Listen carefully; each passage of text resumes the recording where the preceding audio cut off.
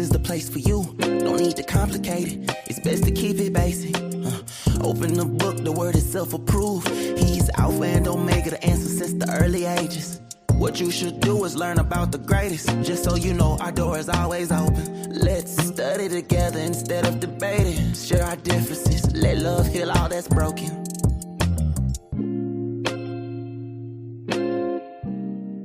All right. We bless you today. This is that day that Yahweh our Elohim has made. I will, we should, I gotta, we oughta, we might as well rejoice and be glad in it. He has done great things and he means you well today. If you are making it over to Facebook, we're glad you made it.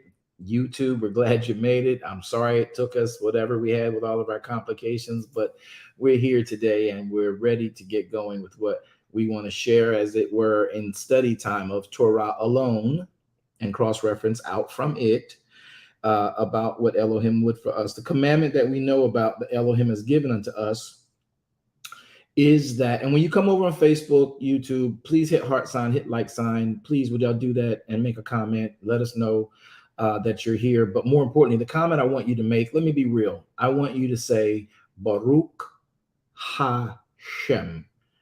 And you can add Adonai, Yahweh, or Ruach HaKodesh, or even just Elohim behind that. Baruch, B-A-R-U-C-H, new word, Ha-H-A, Shem, S-H-E-M, and then add Adonai, or Elohim, or Yahweh, whatever you want to add. And make sure you shout out a Shabbat Shalom to somebody in your life that is keeping Sabbath. So to all of you right now, honoring in this time and space to be here, we speak Shabbat Shalom over you as we Baruch Hashem Elohim.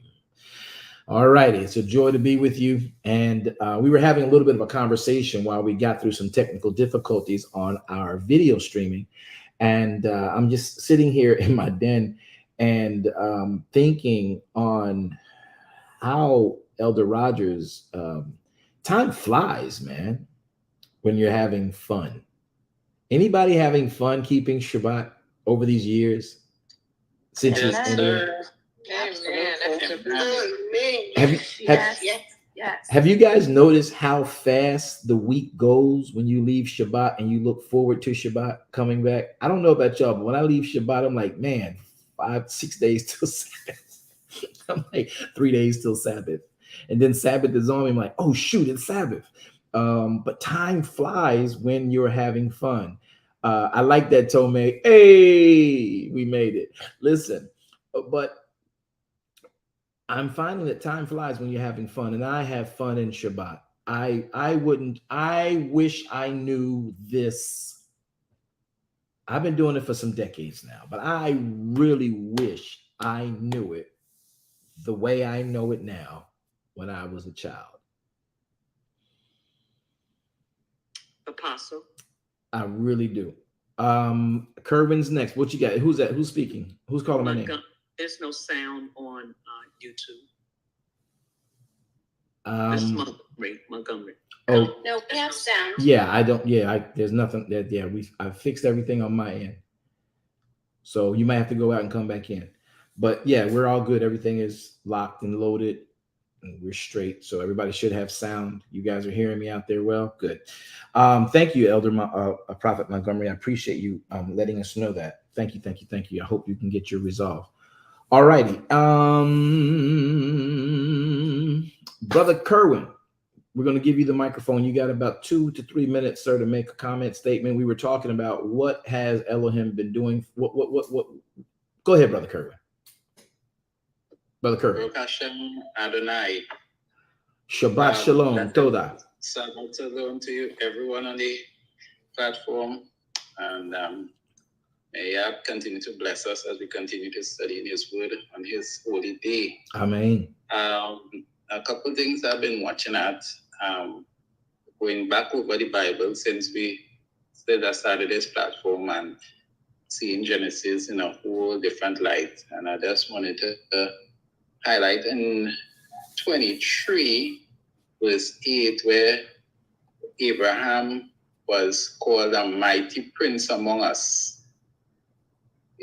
So the nations and them recognize him, as a mighty prince, meaning that he would have a lot of wealth and prosperity. And the way he went about receiving that wealth is very, what we should say, an example where he only took that which was blessings unto him and what the Most High put unto him.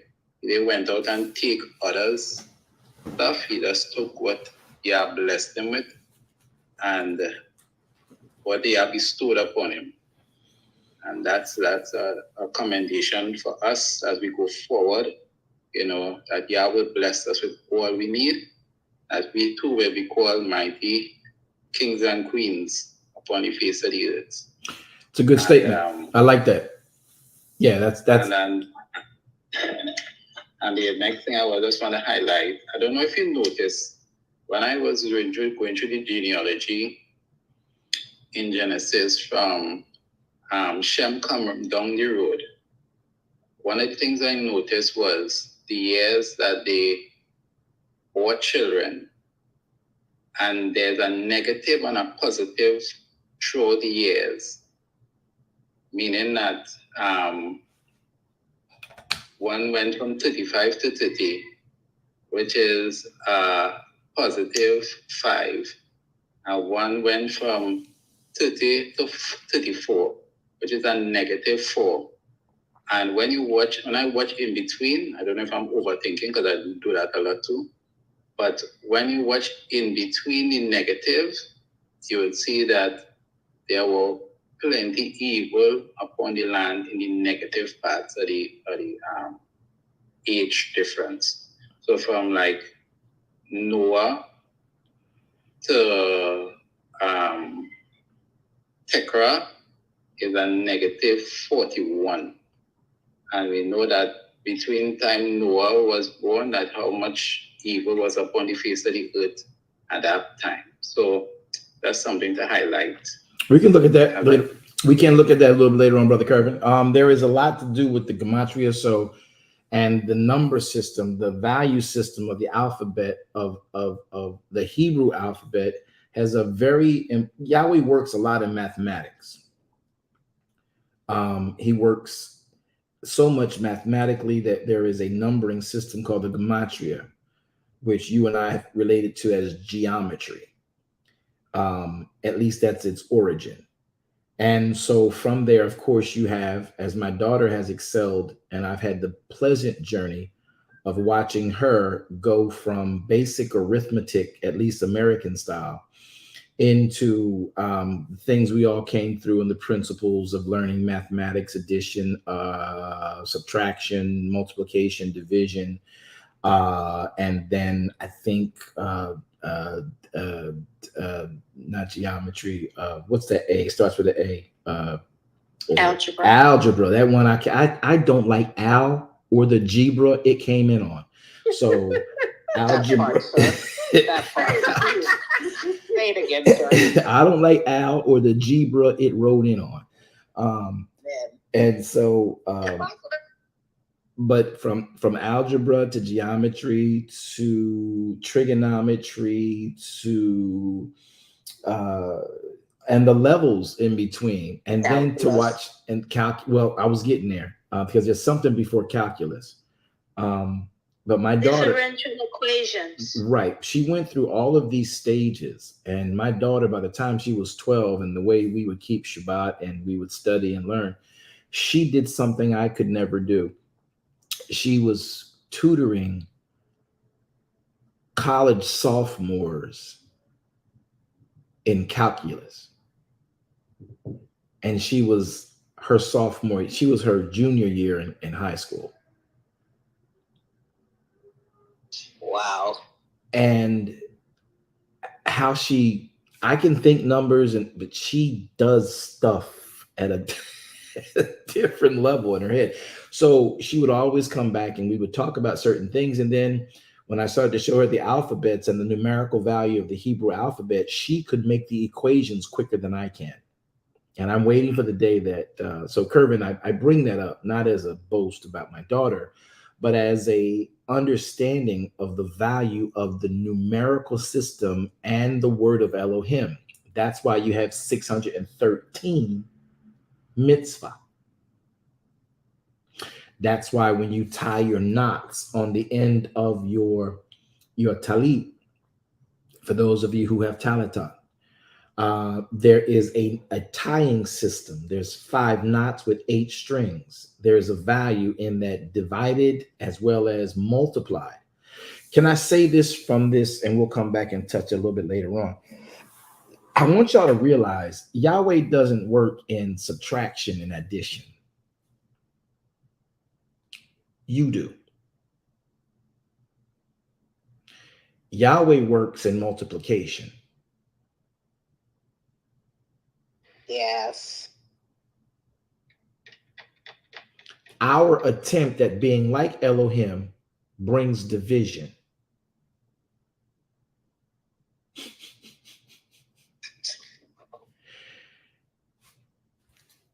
I ain't prayed yet, so I can do this as long as I need to. Y'all gonna act, yeah, you gonna act like y'all didn't get. Let me say it again. Wow. Let me say it again. I'm gonna be nice before I do it. Okay.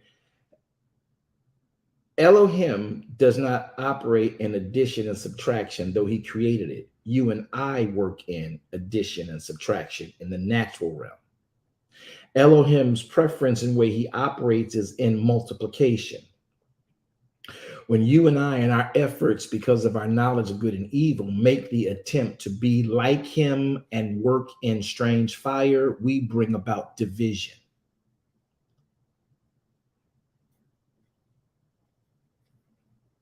Wow. Ooh. Wonderful. Whoa! Whoa! It's recorded. It's on video. Go watch the video. No, I'm not going to say it again. Yes, I will. I'll say it again. I feel I'm going to start treating everybody like Elder Rogers. Y'all want that? I'm going to treat everybody like I treat Elder Rogers. I love that lady so much. Listen. Elohim gave us addition and subtraction. That's for humanity to work in and on the earth with. Yahweh himself works in a state of multiplication at all levels at all times. He does not work in addition and subtraction. He gave us, and in the natural realm, we work with adding and taking away, right?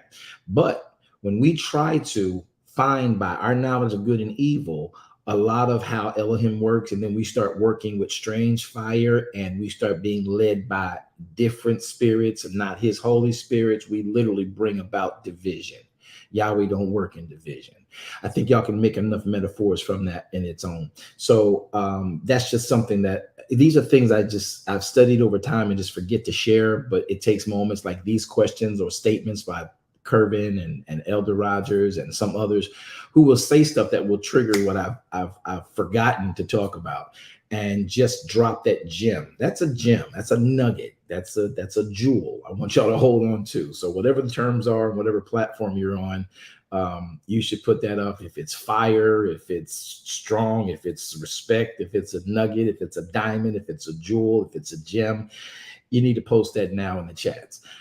Because that's exactly what you got. Yahweh works in multiplication. That's why. Let me show you why I mean. This is how Yahweh, you've seen it, and many of us have walked away from it because of the way that the church and shady people trying to be like Elohim's kingdom in the church has done. And I'm gonna touch one thing we don't like to talk about, and I only teach it. I don't browbeat you about it. And it's about, he showed us his true element of multiplication in Shabbat, but he also showed it to us in the high holy Shabbats, where he requires a particular type of offering. And multiplication with Elohim is not about addition, it's about multiplying. So when he gave you a seed, out of it, you didn't get another seed. You get a multiplying element that could be 30, 60, 100 fold that one seed. Fold means multiplication. It does not mean percentage. In the earthen realm, we operate and say, if I give you $1, you're going to get back as a residual. We're going to give you back your $1, and then we're going to give you 10%, 30%, 60%, maybe 100%. You might duplicate that one. We'll get your one back, but your earn may be up to 100% of what you put in. Somebody say addition. Addition. But when Yahweh says, when you sow what I tell you to sow, you'll receive some 30, some 60, some 100 fold. That's multiplication. So that means, for those who might be still just not catching this yet, when you render to Yahweh whatever he's asked for, you don't get it back in 30%. You get 30 times what he asked you for. You get 60 times what he asked you for. You get 100 times what he asked you for. I just want y'all to understand Yahweh works in multiplication, and because we won't give him what he asked for, we keep adding to our life. And Yahweh's trying to exponentially lift and add that way to our life, multiplying you. Thank you for that teaching. Amen. Thank you. Thank you, Apostle. Mm-hmm. It should change your lives about how you give to Elohim. Just keep that in your head, because we hold that seed and be like, I gotta go put this to the banks, and Yahweh's like, well, I need it for kingdom. Yeah, but I don't like the manager. I don't like the pastor.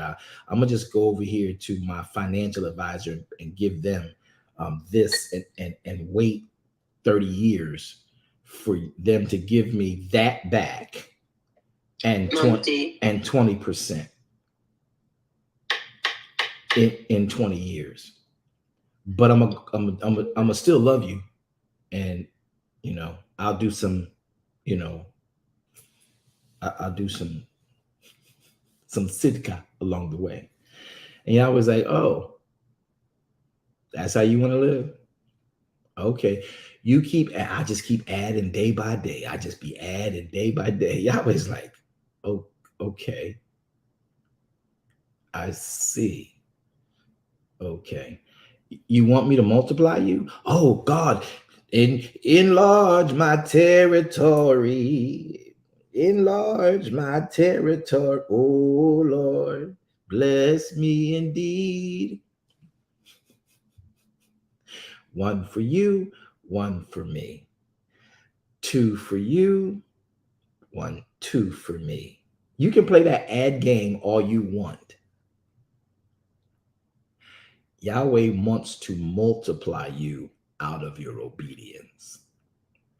Some, depending on the phase of life you're in, at 30 times, not percent. Some, based on the phase of life you're in and the charge you have on your life, some at 60 times, not percent. And some at 100 times, not percent. Does this hit different when you understand Yahweh is trying to multiply you? So much. Yes, Apostle. Yes, sir. But because other people who took your seed and put it in the wrong place and never did it according to the word, and then you didn't get back what you thought you got back, you didn't understand that it was a work of the enemy to bring the confusion so that you would never, when the phase you needed it most, have it as a practice so that it became just standard for you. And you'd be like, I'll choose when and how and what. Forget what he said. Don't matter what he said to me. It's what I think. In my spirit, I don't think. Wonderful.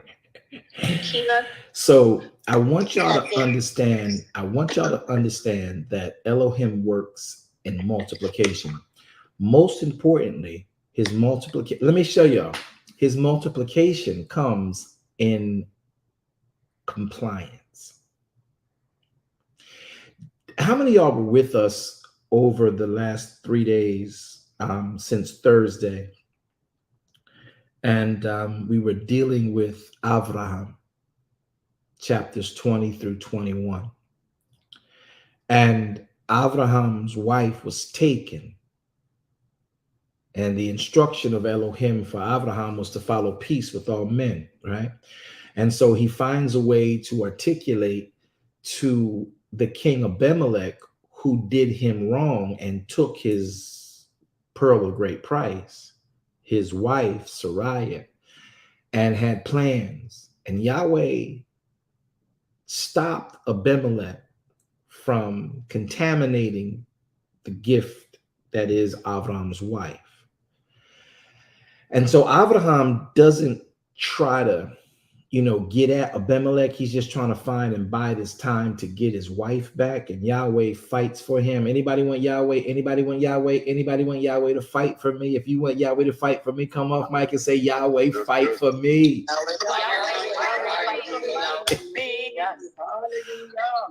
I'm almost impressed. I thought y'all wasn't paying attention. Y'all got it when we were teaching it? No, we're paying attention. Yeah. Got it.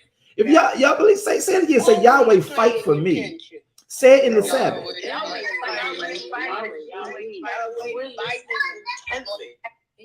And here's the beautiful part about Yahweh fighting for you. When you obey him, you don't have to fight. You just need to look like him. And then in that's you don't have to fight. The battle is not yours. You just need to look like him. Just obey his word. Put on your helmet, put your feet shod, loins gird, breastplate, shield of faith, sword of spirit, and of course, your helmet of salvation. Just be dressed in his word and just stand there because he told you to stand there. Just stand there, even though Abimelech took your Sariah, and Yahweh will go talk to Abimelech in his dream. Fight for me, Yahweh! Fight for me. Fight for me, Yahweh. Listen. Yahweh goes to a man in his dreams, and when Abraham, listen, unwillingly sold his wife into a land, Yahweh calls the Abimelech to give that man back. Now, he went in with Sarai, right? That was the unwilling seed. Yahweh multiplied Sarai back to Abraham, not as a wife, but as a human being of male and female gender.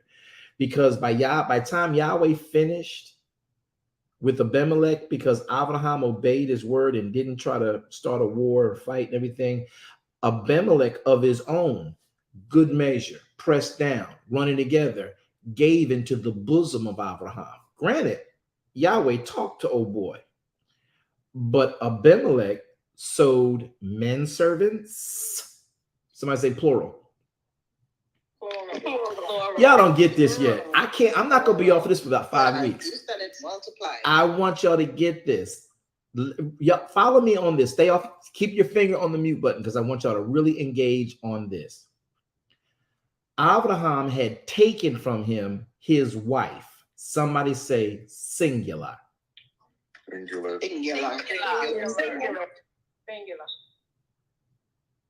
But what was given back to him were maid servants. Say plural. And men servants. Say plural. And sheep. Say plural. Say oxen. Say plural. And then he turns around and says to Sarai, I've given your brother 1,000 pieces of silver.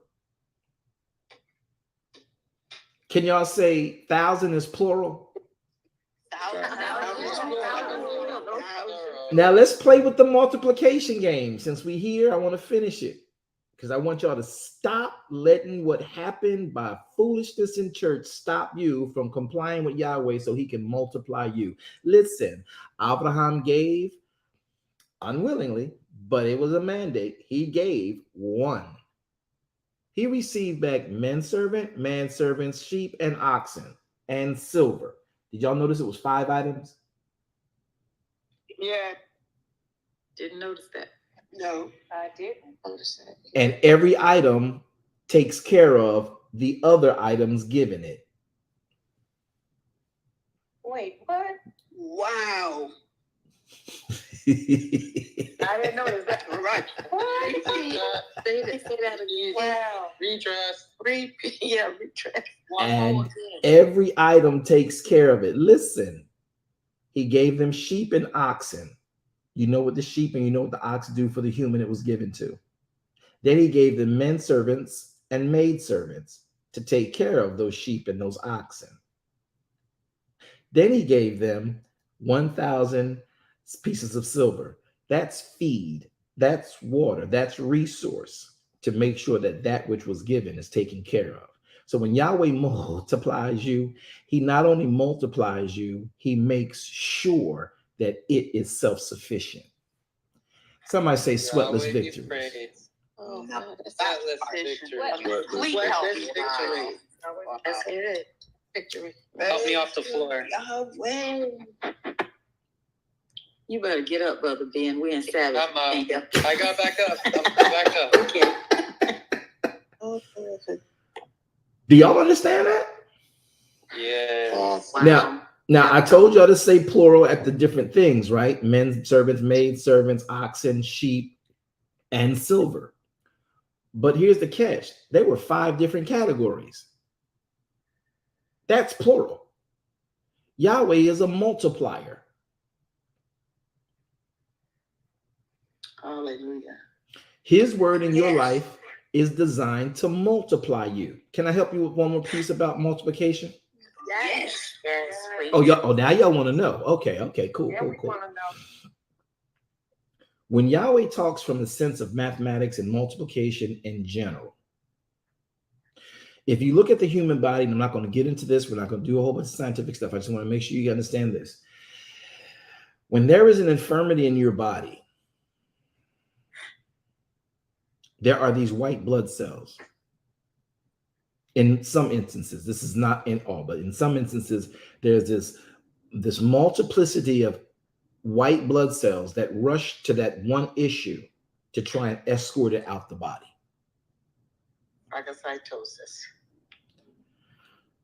So when a problem comes, when a problem comes in your life, Yahweh sends multiple veins to get rid of it. Let me help y'all. Y'all don't want to talk about Yahweh and multiplication, do y'all? Keep it coming. Yes. Can I keep it coming? I like math now. Can I keep it coming? Can I talk to you about one more thing? Oh, please. Yes, sir. Yes, sir. Yes. Okay. So I taught you. I taught you from the Old Testament and multiplication with Moshe, with Avram and Sariah, right? We talked about that. That's Old Testament. Say Old Testament. Old Testament. Ooh. Ooh. Old Testament. My bad. Say Torah. Torah. Now we taught you scientifically just a little bit in your natural world, right? Say present day. Present day. Now I want you to follow me into the Brit Hadessa, the New Testament, with Messiah himself. Pay attention. Pay attention. Yahweh works in multiplication. Messiah is in the Garden of Gethsemane. Kepha cuts off a man's ear. Messiah says, I rebuke you, get behind me. You know not what spirit you are of. He then says, son, if I needed a military advancement, I got 6 legions of lay angels sitting around me right now. What you talking about, apostle? Pay attention. Pay attention. So we have this guy named Paul. He writes to us about a situation we didn't pay attention to. But angels are ministering spirits to them that are heirs of salvation. So for every human that's on the planet, Yahweh has multiple angels to minister to them.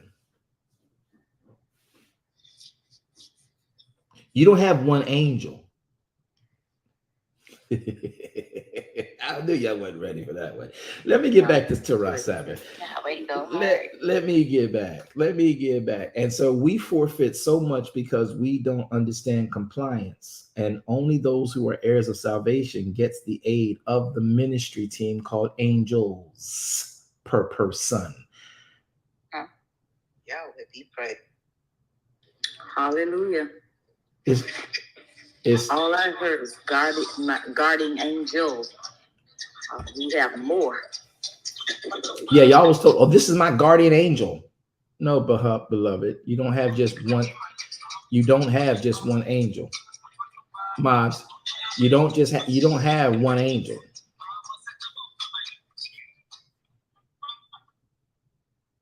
You don't have one angel. You have angels that are working on your behalf right now because you are compliant in this situation and keeping Shabbat. They are right now. Let me help y'all. Can I tell it to you from the Tanakh? Can I tell it to you from the Tanakh? Can I? Yes, sir. Can I? Yes, sir. Y'all really ready for this? Y'all ready for this? Ready. And no, you don't call on the angels for help. You do not call on angels for help. You do not worship angels. Listen to this passage. Oh, you know what? Let me help y'all better. Y'all go to Psalms 133. Y'all never read this way, but you're going to learn today. Somebody go, I need some help. Who can go to Psalms 133 and who can go to Psalms 91? I need to read. Chime in. I'm going to participate because I need some lessons today. Who is this? Say it again. My name is Chris, HCM. Hey, Chris, how you doing, sir? Listen, Doing great, thank you. grab and you know what I want to do? Let me see if I can generalize this for everybody so we don't have any conflicts. We're going to go KJV, King James translation. I need a reader for Psalms 133, and I need a reader for Psalms 91. I'll do 133. Who was that? This is Dana. Hi, Dana. Shabbat shalom to you, beloved. Shabbat shalom. Love it. Toda. All right, brother. Chris, right? Was it Chris? Yes, sir, Chris. I'm going to do Psalms 91. Chris, you got Psalms 91. All right, here's what we got. Everybody else get there. I'm going to put it up on the screen so that our readers read it. Everybody can still see it when you're out there in YouTube and Facebook world. This is empowering when you understand. We're talking about multiplication. We're talking about how Yahweh operates in multiplication, never and not in division. He doesn't work in addition. That's for you to do. But when you add what he gives you and brings what you added to him, he multiplies it. That is so powerful. Okay, Psalms 133. Let's move quickly. Watch this. Dana, let's start at verse 1. Go. And now listen for my voice. Listen, each reader, listen for my voice at any time to stop you, and I will make you go back over something. Ready? Go. Behold, how good and pleasant it is for brethren to dwell together in unity. Pause. So the first thing is that you have to be compliant. So for us to dwell together in unity means that we come together when he calls us to come together. This psalm is talking about the Moedim.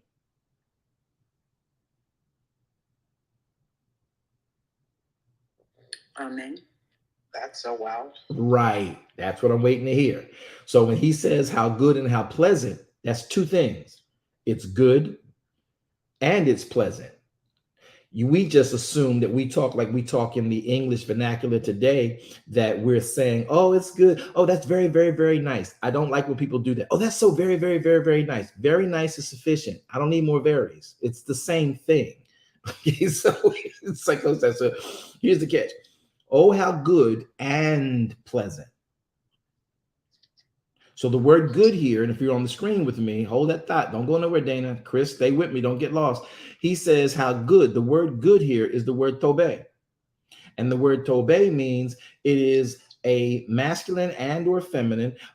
Now, let me read the whole thing for you. Good means good. It comes from the word 2895, which is the word again, tobe, which means transitively to do, to be, to make good, something that is well. In the widest sense, it's to be better, do better, be more cheerful, do more cheeringly. It is to do or seem to be good, to make itself good. It is pleasing. It is a well thing. So it's one thing to mean good. And then he says pleasant. The word pleasant is the word noim.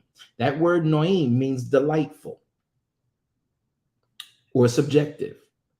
It could mean pleasant, sweet.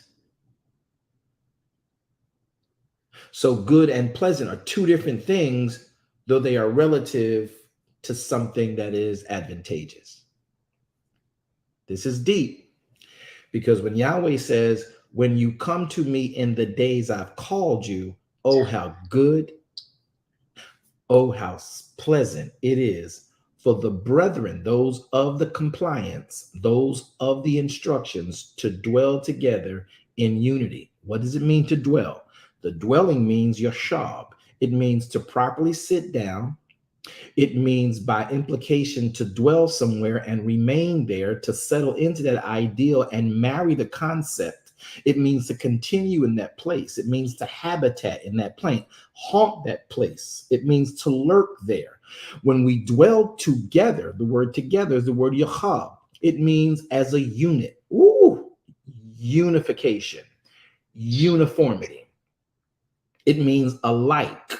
Everybody doing the same thing. Can y'all say in my Honda on one accord? Can y'all say in my Honda on one accord? Y'all don't want to say it, y'all. In my Honda, one accord. In my Honda, y'all speaking in tongues. Y'all spoke in tongues based on. All right, and everybody. All right. So yeah, in my Honda on one accord. Y'all didn't get. It was a better joke than y'all laughing at. Okay, so it was better when I told you. We in unity today, woman. Listen. So together is the word yachab, right? But look at the word unity. It is also the same word, yachab. You are a unit. When does Israel become a unit, people? Only during the Moedim. Listen to a song you never thoroughly understood. I was glad when they said unto me, let us go to the house of Yahweh. As a unit, the brethren, compliant to this instruction, every Moedim coming to the tabernacle to experience Elohim. It's good and it's pleasant because you've complied with his instruction. Watch this. Chris, hang on. Dana, would you please reread verse 1 for me, and this time like you just understood it? Behold, how good and how pleasant it is for brethren to dwell together in unity. It's like the precious ointment that's upon the head. It ran down the beard, even Aaron's beard. It went down to the skirts of his garments. Would you read verse 3 for me as well? Go. As the dew of Hermon, and as the dew that descended upon the mountains of Zion, for there the Lord commanded the blessing, even life forevermore. So if you pay attention to verses 1, 2, and 3 in this very short psalm by King David, who understands now what it looks like to be unified with the people based on the compliance of Elohim's word, he is saying, verse 1, how good and pleasant it is. It's like the precious ointment. Verse 2, it's like the order of Aaron's beard. Aaron's beard is where the headship is, running down his skirt, the oil, the precious ointment, running down his beard, dripping onto his skirts. His skirts represents the people, the congregation. And then it says it's just like how the dew covered Mount Hermon. Does anybody remember what the dew on Hermon was about? I'm in a teaching mood. I'm trying not to go too deep. Does anybody remember what the dew on Mount Hermon was about? No. No, sir. Oh, my God. You taught it, just don't remember, sir. I'm sorry. Anybody remember Exodus 16? That's it. Manna. The dew on Mount Hermon represents manna. Yes. Bread, y'all gonna talk to me later on.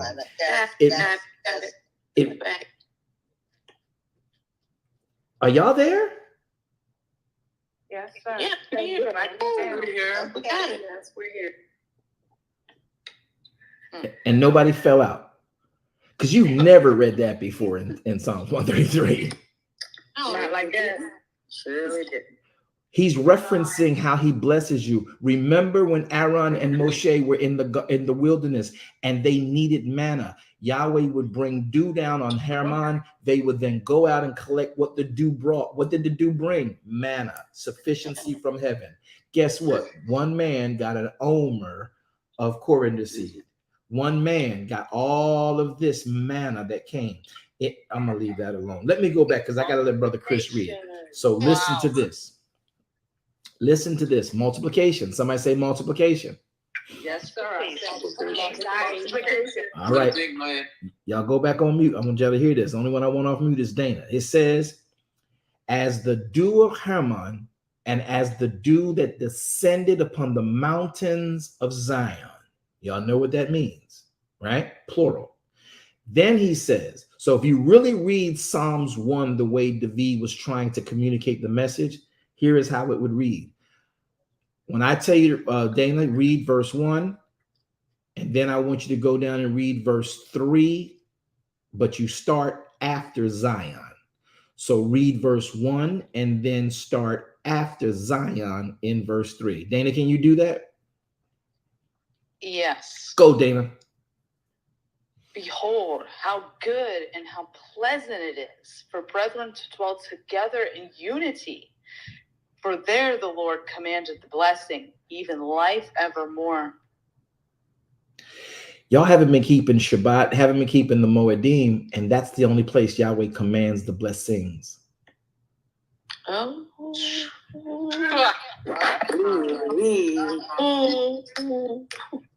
Y'all all right?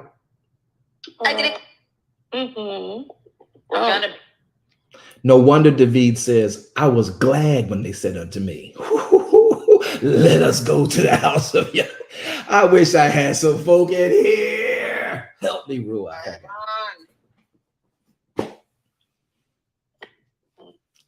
Somebody say multiplication. Multiplication. On our next level. Hallelujah. For Yahweh commands the blessing only in our unity. Y'all do know that Pesach is coming up, right? Absolutely. Yes. Yes. I proclaim Pesach. You know it's coming. See, the reason they were told to proclaim Pesach was in the event somebody like me might have forgot, just lost track of time. You proclaim it even the more as the day approaches, because if the nation, the brethren that we are a part of, are in unity about that day, Elohim inhabits our praise, and then he turns around back to the heavens, and for all who have gathered and are in unity, he tells the angels, somebody say plural, say plural. He tells the angels to go ahead in these lives of these people and start moving the entrapments, start moving the ambushments, start removing the issues out of their way. And Yahweh begins to command blessings, y'all don't hear me, to overtake you in your roadway. I'm trying to help y'all understand Yahweh's kingdom and how it functions. That's it. And then when you keep it, you comply, we're uniformed, we're like one in that day, no matter where we are, just like you are right now keeping Shabbat. The Moedim is where he commands the blessing from. Hallelujah. Are y'all all right? I proclaim Pesach. Did Ben fall out again? Ben, somebody with smelling sauce. Get the smelling sauce over there. He just needs to wake him up. I'm up. Okay. I got back His own smelling sauce. We can't. multiplication. Multiplication.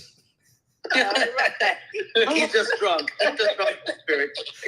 He's not drunk as you. Drunk in the spirit. I need to know if y'all really Let's get. go.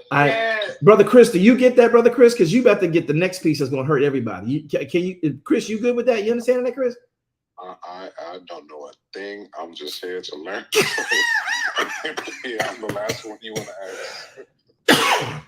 You're gonna learn today, Chris. There it is. That's the phrase. You're going to learn today. Listen, Dana, does that make sense, Dana? Does that read different for you? You use your voice to do it. Yeah, I mean, this is deep. I'm glad I found this room. So when you understand what Yahweh was what David was trying to communicate to the readers of this writing, along with the other writings he has, is that because he understands it. The nation is blessed when the nation keeps his instructions. That's right. And he says it very clear, for Yahweh commands the blessing. Say multiplication. Multiplication. In this passage, you have both good and pleasant. You have you then have the blessings, both for this world, Yes, and the world to come. Let me read it again. Look at what Dana read to you in verse 3 after Zion. For there, in that unity, Yahweh commanded blessing, even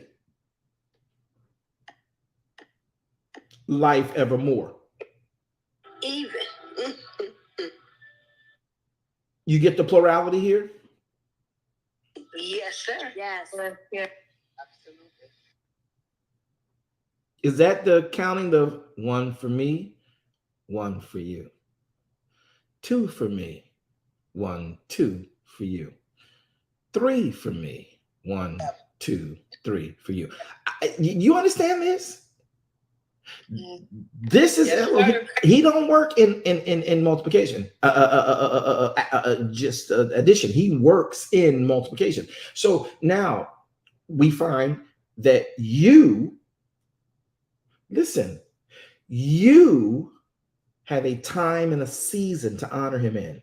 And each time you come and you honor him in that time and in that season with whatever he asks for,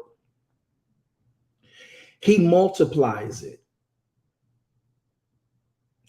He commands his angels to go down the pathway from the season you're in to make sure blessings are waiting for you to hit tripwires so they can overtake you. Oh, y'all didn't connect that to Deuteronomy 28? My bad. My bad. If you keep all my commandments, then these blessings will overtake you. Yahweh commands them when he sees you compliant and uniform. That's what Paul was also bringing out. Please, in all that you do, having done all, make sure you're dressed in his armor. Make sure you honor and understand his word. Facebook Clubhouse, are y'all with me? Y'all understanding that? I need to know. I need to know. Now, brother Chris, come, let's go, sir. Everybody go to, thank you, Miss Dana. Everybody go to Psalms 91. Now, I want y'all to pay attention to this multiplication factor of Yahweh our Elohim when it comes to you. When it comes to a person, you are singular in this equation.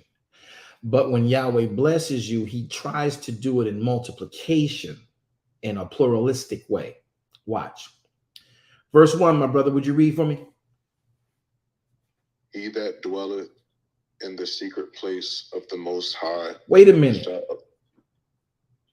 I'm sorry, sir. Would you repeat that? Just read that again. Read the whole verse. I'm not going to say nothing till you get done, sir. Read verse 1. Go ahead. He that dwelleth in the secret place of the Most High shall abide under the shadow of the Almighty. Okay, here's a question. Is the secret place his church? No, No, sir. no, sir. Not at all. No, it's not. See, the secret place is a place he sets. It's a time he sets. So the secret place, if you look up the word secret, it is the word sathir, which means it's a cover. It's a hiding place. It's private. Lonely. It's a place of protection. It's a secret place. Now, a couple of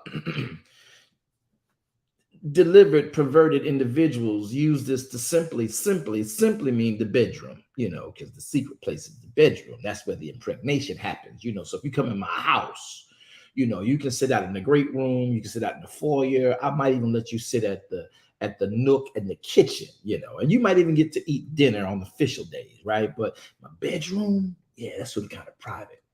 So putting it in context of how we've had it purported to us over the years within Christendom, I want to make it make sense. The secret place is where he commands blessings, where he causes impregnation. The secret place is the day and the time he called for. Hallelujah. So he that dwelleth in the Moedim, Thank you, Yahweh. he that dwelleth in the Moedim of Elohim shall abide under the shadow of El Shaddai. Y'all don't get this. Listen. Hallelujah. See, the Most High is your strong tower. Can't nothing get you up there. You're in protection. You're hidden from your enemy. Your scent is covered. Y'all get this? So when you come into Shabbat, all of that happens. The enemy who was chasing you down, fighting against you, and you slipped into Shabbat, he lost your scent. Hallelujah. And even if they saw you slip in, you are in an insulated place that they can't even touch you, and they got to watch you because you're in the secret place, be re-equipped to deal with their technology. So when Yahweh releases you from the bubble of Shabbat, they know we can't just approach him like we did a day ago. He different now. She different now. They've been restored. And I had to watch them be refed. I had to watch them be dealt with by their personal trainer. I had to watch them have energy refueled. I had to watch their coolants get leveled off. I had to watch their air in their tires get put back in. I had to watch their electronics get put back together. So the enemy has to watch you. David tried to tell y'all, you prepare a table for me in the presence of my enemy. Yes. That hit different. Hallelujah. Chris, you with me? You okay? You learning? I'm here, sir. Cool. Watch what happens next. So he that dwelleth, just like David said, this is Moshe speaking in Psalms 91. David was speaking in 133. David said the same thing. He that dwelleth. Isn't that what he said in Psalms 133? When we dwell together in unity, the word dwell is the same word, word, dwelling together, uniformity. And when you dwell together in the secret place, in order for you to know the secret place, you had to have the inside track with who owns the secret place. That means that you had to be a part of the brethren to get to know where the secret place at. So that sounds like an instruction of the group. Yep, that's what it sounds like. So he that dwells in the secret place of El Elyon shall, not might. Yes. Not might. Not even the English word we use for will.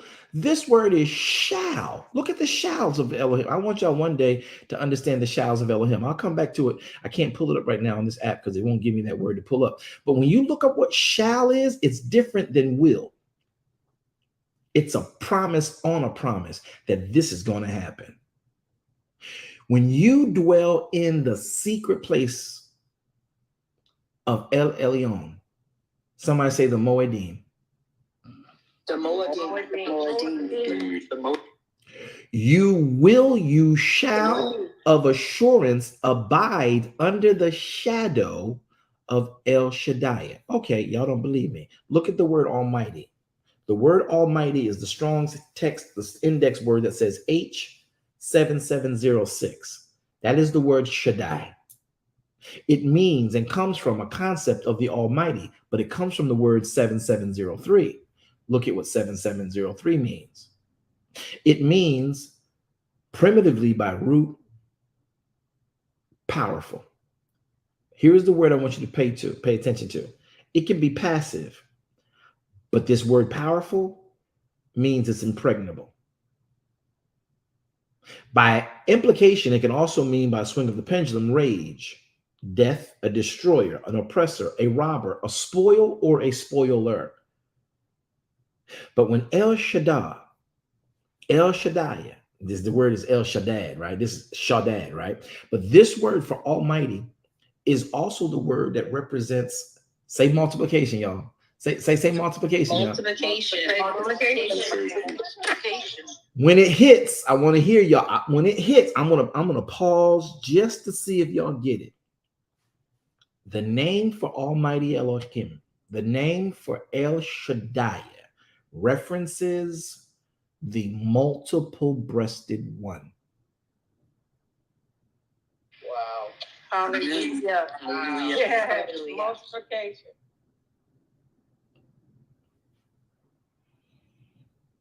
Kerwin, you started this. I'm gonna blame you later. We ain't even prayed yet. Getting on my nerve, Kerwin. Messing with you, bro. That's what we're here for. We here for all the smoke. Listen. So my brother's going to keep reading this right here. Watch this. Remember that you are one. Say, I am one. Say, I am one. I am one. I am one. And say, okay. Listen. Y'all know it's in the Sabbath. You know I'm not going to tell you to say anything that's not really for you. I want you to really consider your obedience to this charge. I want you to say, when I say, I want to call a response. And we will wait. So be quick to come off mic so we ain't got to wait for you to drag yourself from the kitchen sink and get to your mic. So get there now, everybody. And it's not a matter of being heard on the platform. It's a matter of speaking it out in the atmosphere. This is a prophetic moment. You want blessings? This is a prophetic moment. You want empowerments? This is a prophetic moment. I want you to understand this.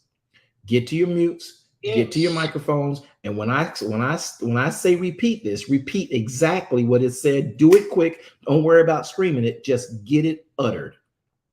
Say this with me. Here we go. I am one. I am one. I am one. I am one. But Elohim has me covered. Has me covered.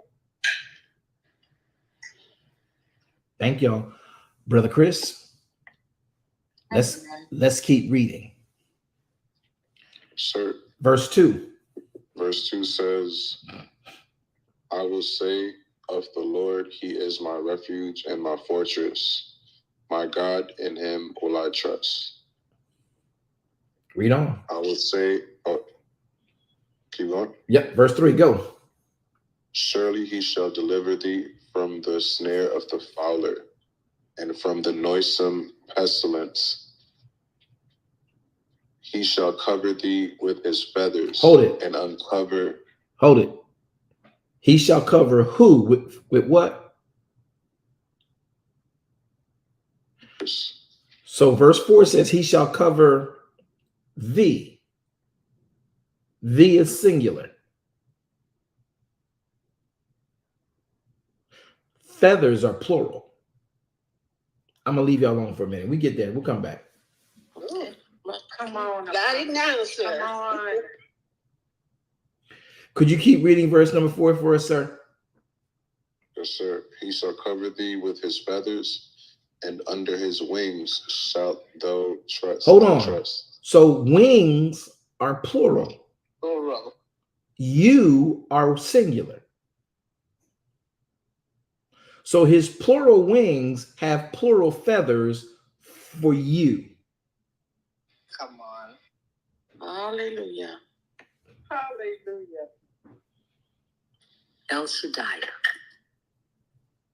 Okay, keep reading, my dear brother. I appreciate you, man. Brother Chris, keep reading, sir. We got a little bit to talk about. Go ahead. Yes, sir. Just to preface, I'm so grateful that I was selected to read this particular verse because I used to be a flight attendant, and this is very special to me, talking about wings and feathers. I love flight, so this has my attention. Oh, this gets deeper. That's good. I'm with you on this, bro. Okay, go ahead. Get us in verse 4. All right. He shall cover thee with his feathers, and under his wings shalt thou trust. His truth shall be thy shield and buckler. Keep going. Wait a minute. So his word, one thing, which is what you singularly need, becomes both shield and buckler. Amen. I'm gonna keep going. Yes, sir. Keep reading verse 5, sir. They're not ready yet. We're gonna get they'll pick up on it in a minute. Go ahead, brother. Read verse 5. We're gonna learn today. All right. Thou shalt not be afraid for the terror. Thou shalt not be afraid for the terror by night, nor for the arrow that flieth by day, nor for the pestilence that walketh in darkness, nor for the destruction that wasteth at noonday. Mm-hmm. 8,000. Hold it. Verse 7.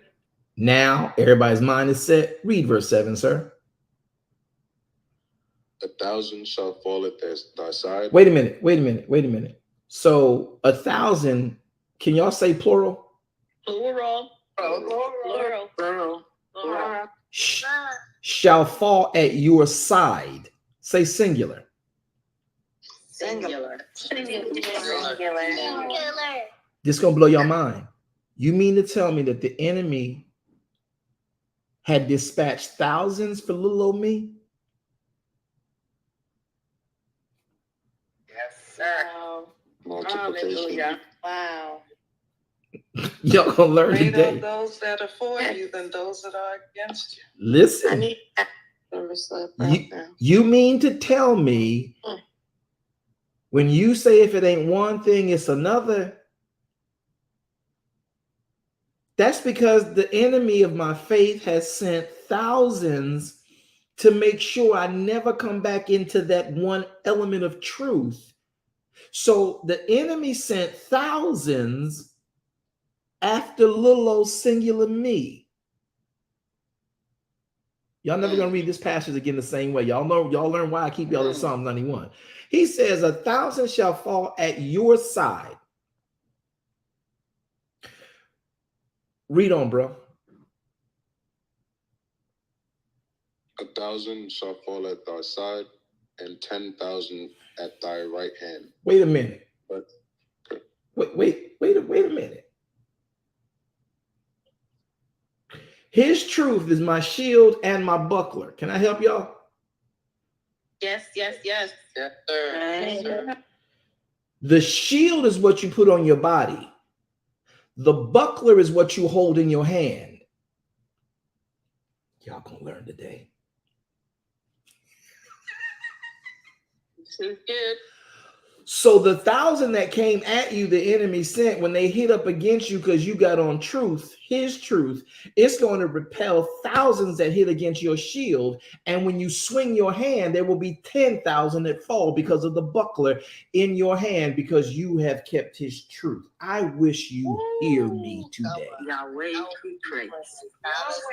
This is for Baruch Hashem. Yahweh. So far. That's fire. Hallelujah. Oh, hallelujah. Baruch Hashem Adonai. So when you keep his truth, it becomes your shield, it becomes your buckler. When you keep his commandments, he becomes the multiple-breasted one. So whatever it is you have need of while you're out there, he personifies the fact that he is yet Yahweh, the I am that I am, the I will be. Whatever you will need, as long as you're in my word, I will be. Yes, yes. Oh, that hits different. That hits so much different. And he wants you to understand that my truth covers you from the enemy, from the arrows that fly by night, by day, from the pestilence. When you keep my truth, when you keep my word, when you dwell in my secret place and honor me, because in the secret place is where you get his word. In the secret place is where you get his truth. Because the only thing you can do in a Moedim is read his word.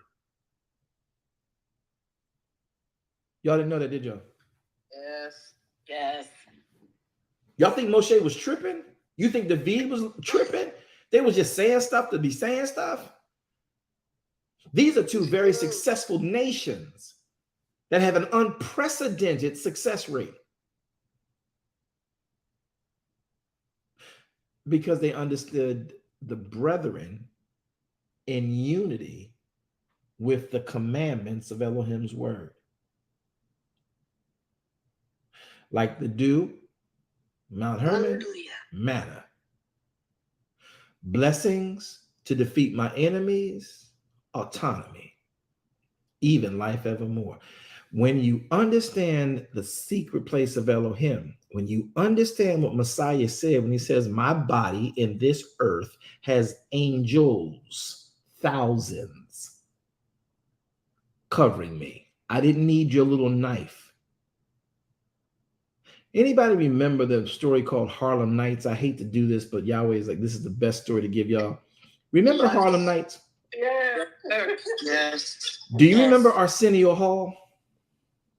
Yeah. Do you remember Eddie Murphy? Eddie Murphy's name was Quick. Arsenio Hall was some guy. His brother was a big time boy and he ends up dead. They thought that Quick did it. And so Arsenio Hall goes to avenge his brother's death. There got Quick trapped. There's this gunfight in the streets. And Arsenio's got this big Tommy gun. His other guy got this Tommy gun, and this little boy, this other man, he's short. He got a 6 revolver, little 38 special. And what this boy does is he gets up after they've shot all these bullets, and he goes, pat, and he sits back down. He does it again. He gets up, pat, and he sits back down. And Arsenio's like, what are you doing? What are you going to do with that little pea shooter?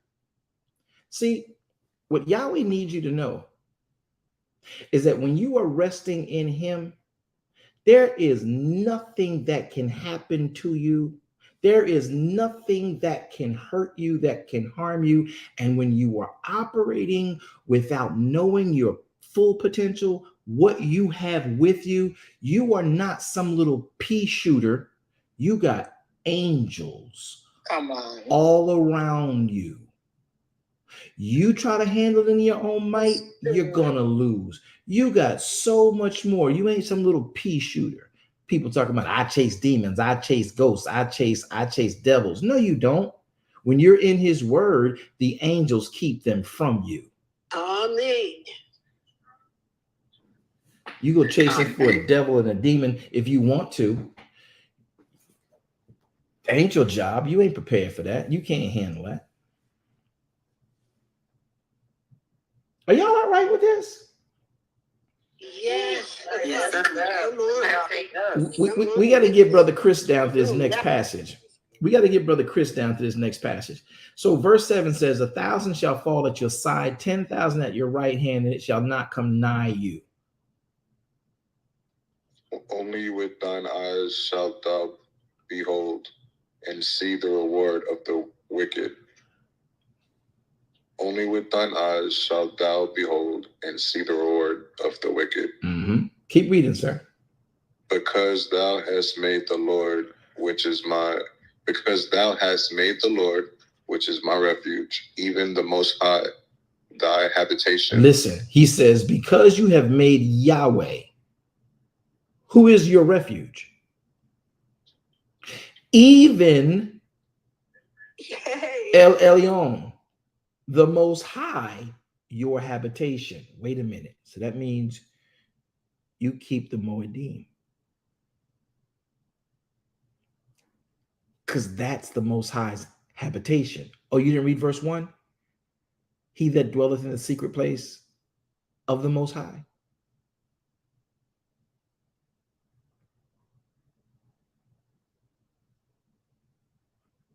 Oh, how good and pleasant is for brethren to dwell together in unity. I read it, sir. It don't read the same, do it? Not at all. No, sir. No. Okay. It's going to take a minute. It's going to take a minute. Your defaults will kick in. I'm aware of that, but just let it marinate. Only with your eyes shall you see the reward of the wicked, because you made Yahweh, which is your refuge, even El Elyon, you've made him your habitation. Brother, would you please read, sir? There shall no evil befall thee, neither shall any plague come nigh thy dwelling.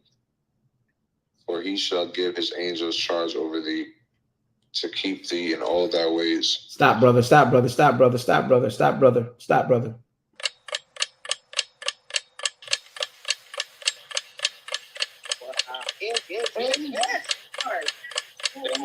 Yes.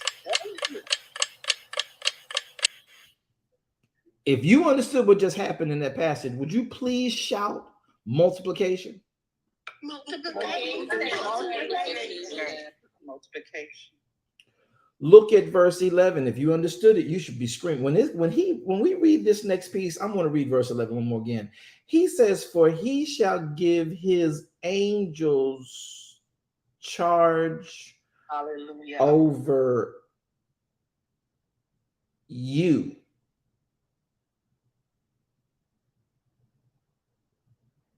Glory and honor. Wait a minute. Wait a minute. Wait a minute.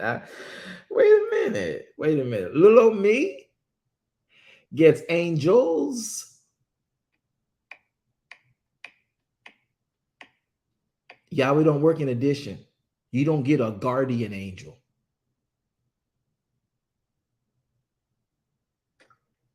Amen.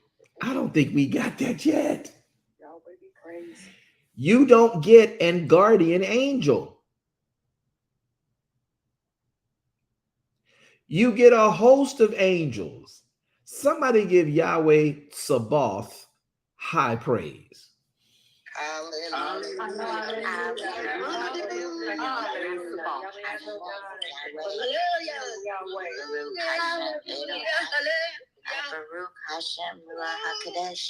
How many times have y'all read this passage and just ran past it because it was cute? I missed it. It was cute. It's a cute thing to say. It's a cute thing to talk about. But at the end of the day, you better recognize he has already put in place for you everything you need. Yahweh don't work in addition and subtraction, y'all. Yahweh works in multiplication. He has already given you angels. Yes. Not so if one angel decides not to show up for work, there's another angel right there to do the same job. Did y'all hear this? That's right. I don't think y'all really follow this. Brother Chris, does it make sense to you, Brother Chris, that there are angels? Yes, sir. Yes, sir. Yes, sir. So how do we get these angels to contact us? Or They don't. Great question. Great question. Hold up. I'm going to do this. I'm going to come off mic. I'm going to take the word away. I want y'all to look at this and I want y'all to get it straight. Now, Brother Chris, would you ask that question one more time? It was also asked by Epicia on Facebook. So let's just really address this question because I want y'all to get it. All right. Go ahead. Ask the question, my brother. All right. So how do we get these angels to, contact us and let us know where we're at? So how do we get these angels to contact us? How do we, or can we ask angels to do things for us? Amen. Brother, you ready to answer your own question? Okay. Go to verse 1. Verse 1. He that dwelleth. He that dwelleth in the secret place of the Most High shall abide under the shadow of the Almighty. So the shadow of the Almighty covers everything you've read, and we haven't even finished reading. So how do you get the angels to work on your behalf? I need somebody to go for me to Deuteronomy chapter 28. How do we get the angels to operate for our behalf? Somebody go to Devarim chapter number 28. Can y'all help me? I need a reader. I need a reader. Come on. I need a reader. Devarim 28. Anybody willing to go there? Deuteronomy 28. Who was it? Hold that thought. Hold that thought, Brother Chris. I'm going to get somebody else. You stay with Psalm 91. I need another reader. Veronica, go. Get the Devarim 28. Let's go. I'm there. All right. I got it on screen. How do we get Elohim's angels to operate? How do we contact the angels? Can we tell the angels what to do? First off, no, you can't tell the angels what to do because they only obey Elohim. The question is, did you come to Elohim to understand what he wants you to do? Because the angels are in alignment with the predestined plan of Elohim for your life. Are you in him? Look at Deuteronomy 28. This is what angels do. Deuteronomy 28. Can you read that for me, please? And it shall come to pass, if you shall hearken diligently to the voice of Yahweh your Elohim, to observe and to do all his commandments, which I command you this day, that Yahweh your Elohim will set you on high. Hold it. Yahweh will set you on high. Did you set yourself on high? No, sir. Yahweh set you on high. Okay, stay right there, Veronica. Don't you go nowhere. I need another reader. Come on, quick. I need another reader. I need another reader. Come on, hurry up. Rogers, get over to Isaiah 58. Come quick, hurry up. Go. We don't have all day. Lady Rogers, are you there? I know you retired 30 years and all that stuff, but I need somebody with good knees right now. Come on, get over there. Run. Let's go.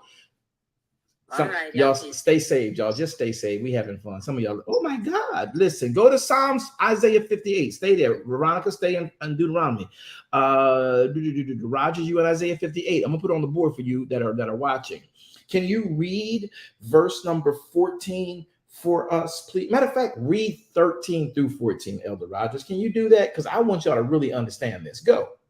Yes, sir. And it reads, if thou turn away thy foot from the Sabbath, from doing thy pleasure on my holy day, and call the Sabbath a delight, the holy of Yahweh, honorable, and shalt honor him, not doing thine own ways, nor finding thine own pleasure, nor speaking thine own words. Pause. So if this looks like anything, would y'all think this the secret place?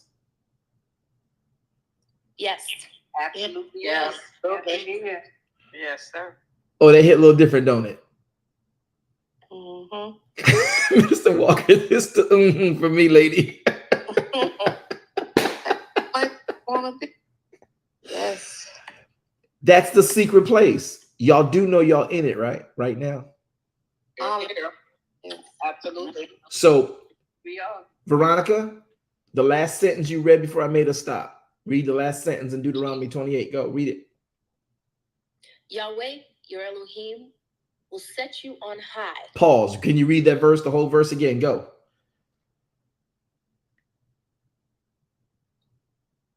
For me? Yes, ma'am. Okay. And Yahweh, your Elohim, will set you on high. Hold it. Go up. Read the verse. Okay, I'm sorry. Back up. If you will. And it shall come to pass that if you shall hearken diligently to the voice of Yahweh, your Elohim, to observe and to do all his commandments. Pause.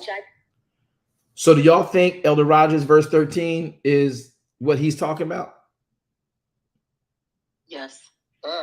Absolutely. Yes, sir. Are y'all seeing the connection now? Seeing it. Yes, sir. So the instructions say, read Elder Rogers, verse 13, go. If you turn, I'll read it. If you turn away your foot from the Sabbath, from doing your own pleasure on my what day? My holy day. Yeah. And if you call the Sabbath a delight, you'll honor him, call him most honorable, not doing your own pleasures, nor finding your own pleasures, not seeking your own will. Well, yeah. And not speaking your own words. Veronica, read down to where it says, and finish reading, Veronica.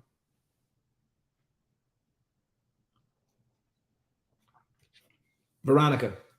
Yes, sir. Please finish reading, please. Alrighty, let me see here. If thou shalt hearken diligently unto the voice of Yahweh our Elohim to observe and to do his commandments, which I command you this day, that Yahweh your Elohim will set you on high. Pause. So is keeping Shabbat, is keeping the Moedim a commandment of Elohim? Yes, it is. Yes, it is. Yes. Elder Rogers, read verse number 13, and I want you to start at honorable and then finish verse 14. Go. And shalt honor him, not doing thine own ways, nor finding thine own pleasure, nor speaking thine own words. Pause. Is that a commandment, y'all? Absolutely. Yes. Is that the voice of Elohim, y'all? Yes. Yes. Elder Rogers, verse 14, read. Then shalt thou delight thyself in Yahweh, and I will cause thee Stop. to ride. Read it again.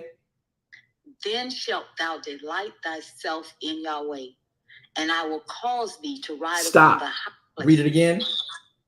Then shalt thou delight thyself in Yahweh, and I will cause Pause. thee. Who's talking? Yahweh. Yahweh. Elohim. Yahweh. And then he says, I will cause you to ride on the high places of the earth. Veronica, what's that last sentence? Yahweh, he will set you on high. Do these two verses seem like they contradict each other, or they complement and remind us of the same? They complement and remind us of the same.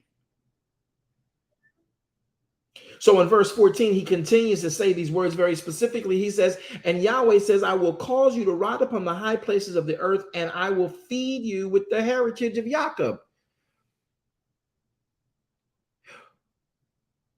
For the mouth, now this word here you see for Lord is the word Yahweh Sabaoth. That's the Lord of the heavenly host. He spoke it. So the angels operate on your behalf and mine based on the instructions of Elohim.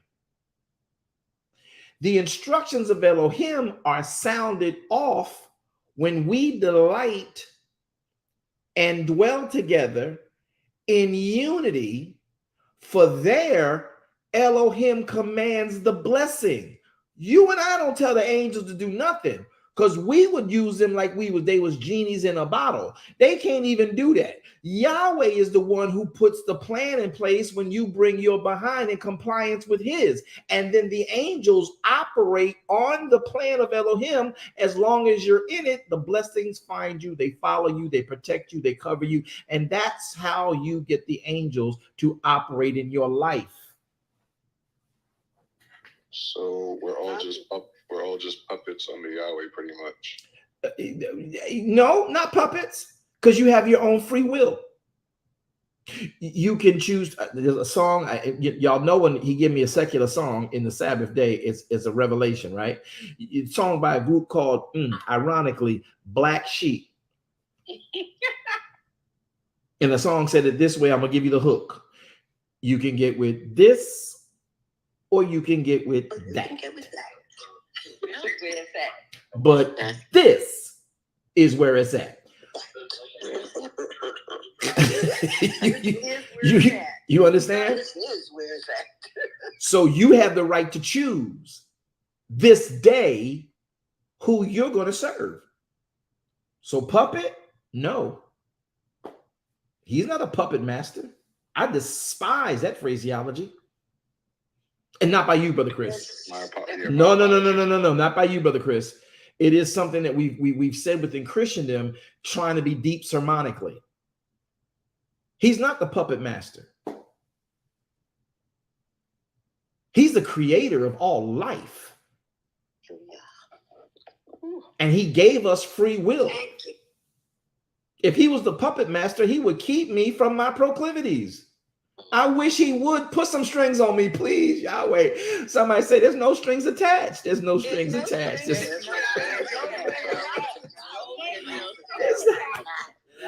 Please give me a string. Just hold my hand when I don't know when it's supposed to be pushed back. Keep me from moving where I want to go, please. For real. Be my puppet master, please. Brother Chris, good point, man. You see how you add value just asking the questions? Yes, sir. Because I'm in the right place. Yes, you are, my brother, and you're welcome here. Look at this next piece. Let's get back to what he's reading over there. Thank you, Veronica, and thank you, Elder Rogers, for reading. Did y'all enjoy that connection of what we call cross-referencing the writ? Yes, Apostle. Thank you. Do you see how that organically flowed? Because when you know what you know, it just comes out. Make sense? Yes, sir. Yes, Apostle. Yes, sir. So now we got to go back now into what is called Psalms number 91. My brother's still reading because y'all, we have not gotten through yet. We have not gotten through yet. This is so deep. We have not gotten through yet to all the multiplication that Yahweh operates in when it comes to you singularly. Yahweh, listen, y'all.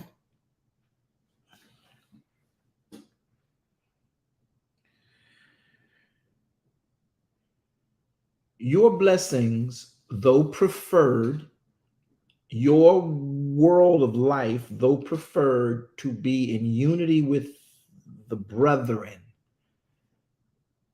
if the other brethren don't come when you go according to his commandments, you get the blessing, they don't. And so, can I make this plain? I wish I had my chalkboard. Listen, when you go, y'all miss the chalkboard? Y'all don't miss the chalkboard? It's like, no? Yeah. Yes. Yeah. Okay.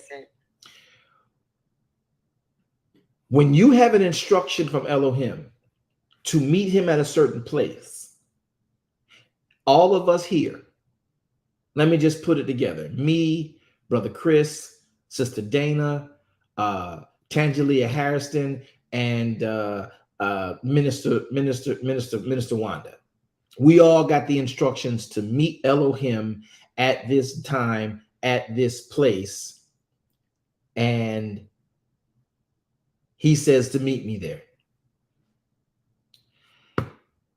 If I show up and Minister Wanda don't, and Brother Chris show up, y'all keep a track of the don'ts, okay? We're just using it for an analogy. This is not their reality, okay? So y'all keep account of the don'ts, and when I call back for the don'ts, y'all give me the don'ts back, okay? So if I go and Minister Wanda don't, if Brother Chris go and Tangelia Harrison don't, if who else did I put in there? Dana goes, right? And so who the don'ts? Who the don't goes? Wanda and the T lady. Wanda and Tangela Harrison, right? If they don't go and me, Chris, and Dana do go, we will get the blessings, me, Dana, and Chris. The event is going to happen, me, Dana, and Chris. Tangelia and Wanda come the day later and talk about we're going to mimic what God said to do the other day. We didn't make it, so we're going to have our own party our way. God ain't coming to their party. No, he not. Hey, he ain't coming. Hey. And the blessings were handed out in our meeting. So it's not like Yahweh also took all the don'ts who did not show up and pour them on the do's who did show up. You get exactly what he had for you in that meeting, because you're at a different phase, a different space in life. And those don'ts, well, he takes them back to heaven. They didn't show up. They didn't get what was due them. Yeah.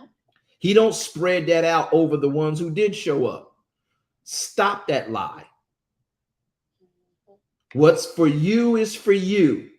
I can't get what's for Wanda. I can't get what's for Harrison, all because I showed up and they didn't. And I'm sitting there with my grubby little fingers talking about, ooh, they ain't show up. Can I get their bag? Can I get their box? Can I get their party favors? Ooh, God, I made it. They didn't. Can I get it? No, stop that foolishness.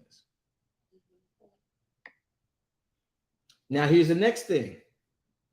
If Yahweh then says, okay, hey, I want y'all to meet me here at this place on this time. Me, Chris, and we playing ball and we forgot. But Dana, Harrison, and Wanda, they end up going. Harrison, Wanda, Dana, they get their bag. Me and Chris forgot, we out there balling.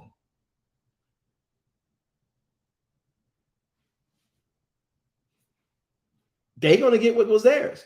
We didn't show up. The day will always be packed full of blessings. It's always waiting for those who are supposed to be participants to show up. If you don't show up, your portal is shut off. And if you come back to the next one, your portal will be open. This is where we got to understand Elohim is not a respecter of person. So BW, this brings me back to my time when I was flying. If you don't show up to your gate on time, you're going to miss your flight. Once that door is closed, it's not opening. You ain't getting in. Mm-hmm. It's a wrap. Now, can you book another flight, bro? But it's not going to be on the time that was originally planned. It's going to be a later time. You're exactly right. Now, stick with me on the analogy. You can't get on that plane. Can you later on book another flight for another destination? Yes, sir. You can, can't you? And if you make it to the gate on time, you get on, don't you? Yes, sir. See, brother Chris, I'm bougie, man. I like first class. And when I can't get on the plane first, I like pre-boarding. I like the people. I want my overhead space for my bag. I don't want to be fighting over people. I want my bag right over top of my head, brother Chris. Listen, man. So, when I go, that's why I like to have either the business class or the big seat or whatever they got in that space. I need to make sure my bag is over my head and under my feet, and I don't want nobody next to me that I ain't got to have next to me. But I'm bougie when it comes to my travel, brother Chris. So if I don't make it after all the arrangements I purchased on my ticket, I got to pay for that space. I got to pay for the luggage. I got to pay for that first class seat. I got to pay for that business seat. I got to pay for that extra room seat. And if I don't make it, I forfeit all that I've paid them, and they don't have to give me a dime back. You ain't make the flight. That's right. Now, can I turn around and have my administrators go ahead and type me up and get me another ticket on another airline? Yes. Can I get on that plane and get all those benefits? Yes. But if you don't show up, you out of gas. Once that door shuts, you out of gas. And you better recognize that, because that connects us directly to Matthew's 24. Those 10 virgins, 5 wise, 5 foolish. They looked the part. They all had vessels. They all were dressed. They were all looking for the bridegroom to come. But you know what? They didn't have oil, 5 of them. They didn't have their lamps prepared, 5 of them, and 5 of them did. And once those who got to that door, got in that door, once it was shut, you ain't getting in. So you don't get the blessings of that event. Y'all know how scary that particular event is, right? Yeah. So when we look at this, if me and Chris are playing ball, Dana and Harrison and Wanda make it to the next one, then me and Chris out of gas. We just don't get none. Now I got to wait for the next feast season to come around. First, repent to Elohim. Secondly, budget to be there this time and not let me or brother Chris's emotions to go play basketball against some guys who offered us $1,000, and me and Chris knew we could beat them. So we took the easy money, but we lost the blessing. Yeah. Y'all not going to talk to me. It's okay. Because some of y'all going to take options for contracts with your clients, take options for contracts with your new consumers, take options to get overtime on your job, and you're going to mess around and get that little overtime check. You're going to mess around and get that old difficult client that you didn't know was cuckoo for Cocoa Puffs when you missed the day that Yahweh said, don't work that day, don't go to school that day, meet me in Pesach, meet me in Hagat Matzat, meet me in Hag Bikurim, meet me in Shavuot, meet me in Yom Teruah, meet me in Yom Kippur, meet me in Sukkah. You wanted to say, yeah, but I got a chance to make this money. It's going to be a mega mogul. I might be able to serve some mega media mogul. If I just take this day, I know God don't like it, but these people got hundreds of millions of dollars. And if I can just get $1 million, and Yahweh will understand if I miss the Sabbath that one day, he will understand. Don't do it. He sure So this will. is why he says, lean not on your own understanding. You can apply that, Brother Chris. You can apply that. It goes deeper, though. Just keep hanging out. You're going to see how deep it goes. This rabbit hole go deep. We take these little short bird in the hand, bird in the bush rather than the bird, two birds in the bush rather than one bird in the hand. And this is where we mess up with Elohim. When he wants to bless you, listen, y'all. Ooh, who can find hope for me? Spencer. Is Pastor Spencer on? I need your help. She on. Pastor Spencer on. Hey, Pastor Spencer. Can you find for me where it's in Romans, I believe it is. We hope in hope. Why believe in hope? Why does one believe in hope in what he can see? She can see. Remember that one? Can y'all find that? Yes, give me a moment. Thank you for the moment.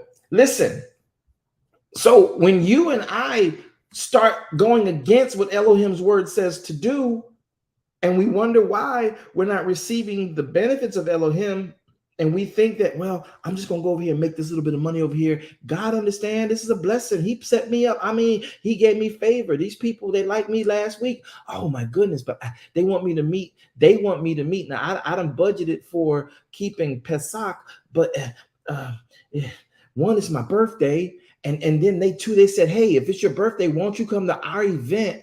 It's on your birthday, and we're willing to give you a $4 million contract if you make it to this meeting on your birthday, and your birthday happened to fall on the high holy day.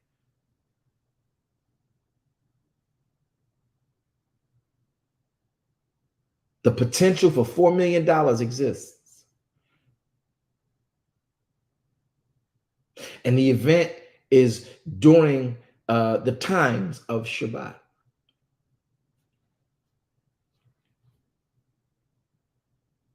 And you have to be there to sign off on the documents to get the $4 million contract.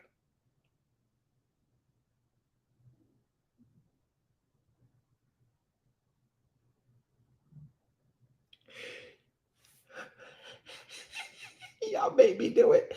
Y'all made me do it.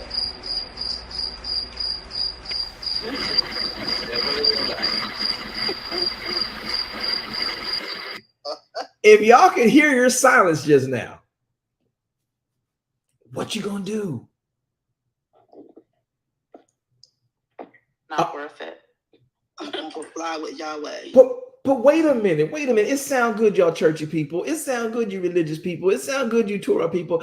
But wait a minute. $4 million for real? Is it like $4 million for real? Like it's not cryptocurrency. It's not monopoly money, right? It's not pesos, right? It's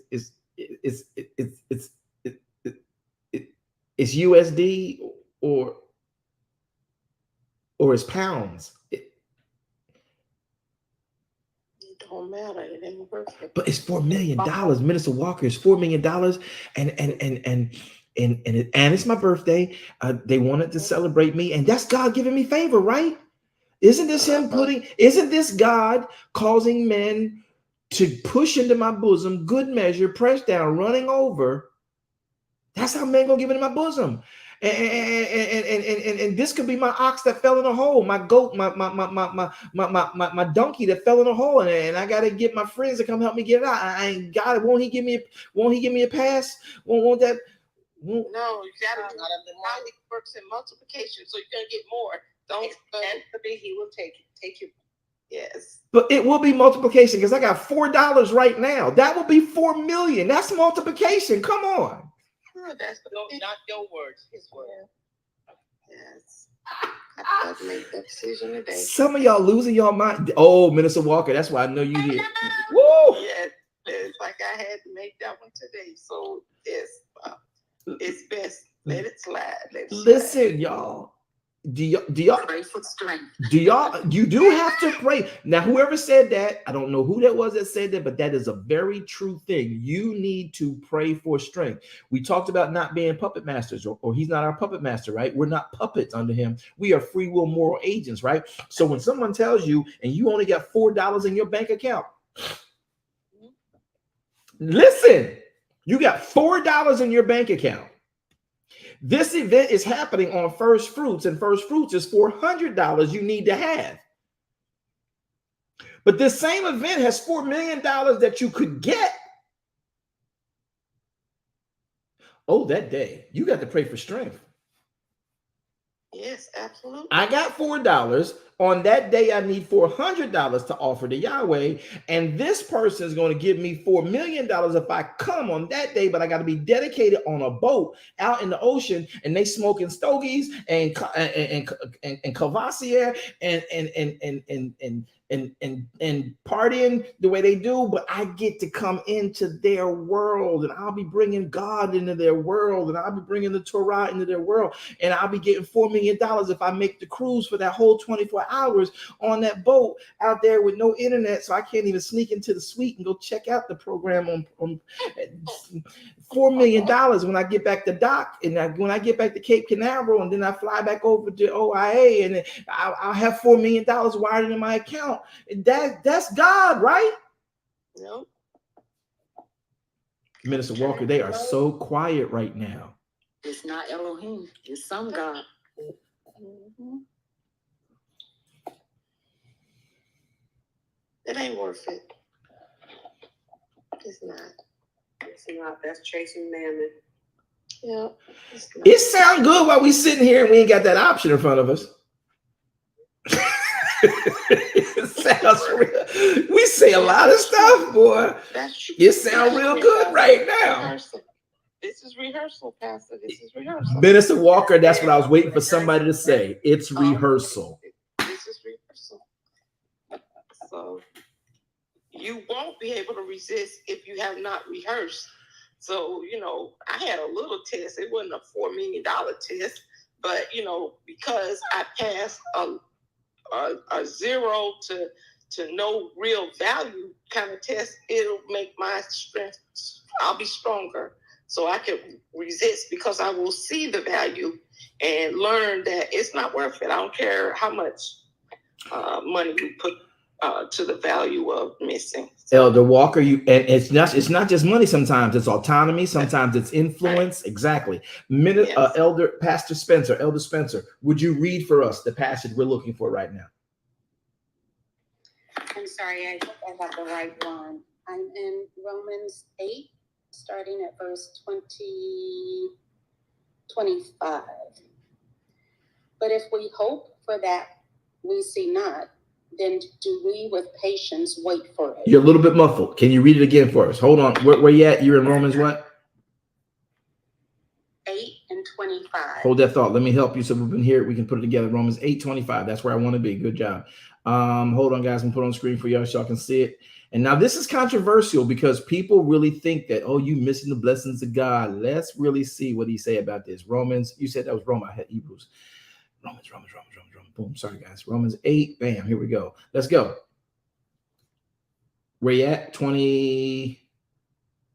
I'm not sure if that's. It's what I want, dear heart. It's what I want. You're where I want you to be. So, verse 20. Start from verse number 20. 23. Yeah. 23. Yes, ma'am. All right. Romans chapter 8, verse 23. And not only they, but ourselves also, which have the first fruits of Ruach, even we ourselves groan within ourselves, waiting for the adoption, to wit, the redemption of our body. For we are saved by hope, but hope that is seen is not hope. Why does he yet hope for? But hope that is seen is not hope. For what a man seeth, why does he yet hope for? But if we hope for that which we see not, then do we with patience wait for it. Is that clear, y'all? Wow, come on. Very clear, yes.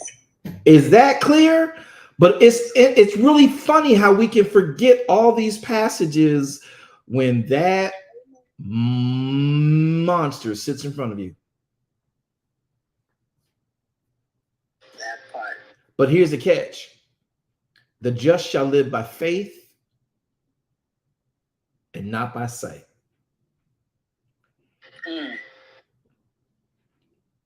I don't care if you see them signing a check and saying, hey, you have to show up here to get it. Watch this. Here's what I believe earnestly and here's what I know for a fact. And if anybody out there has this testimony, don't be churchy, don't be testifying, lying. I want to make sure we can all agree to this, understand this. And I've had it happen to me. Like Minister Walker, we talk, I've had it so many times. Here's the catch. Listen. The just shall live by faith. If you tell me, and you got to come here and get this, with all the technology we have today, and you're forcing me to come somewhere that I've told you I'm in Sabbath, and you know that regardless of what you may or may not believe, and you got your own faith system, I keep Shabbat. I honor you in whatever you do, whatever your faith is. But I keep Shabbat. You know that we've been working together, and so maybe they're new to me, and I'm like, I'm in a holy day on that day. They're like, yeah, well, it's a one-time deal. Yeah, I don't need that, because that means they're going to control you that way every other time. Yes. Well, I'll do that for $4 million. Trust me, $4 million ain't as much money as you think, but let's just make it, we're going to make $4 million huge in our mind and our analogy. It is huge. It ain't just an analogy. It's huge.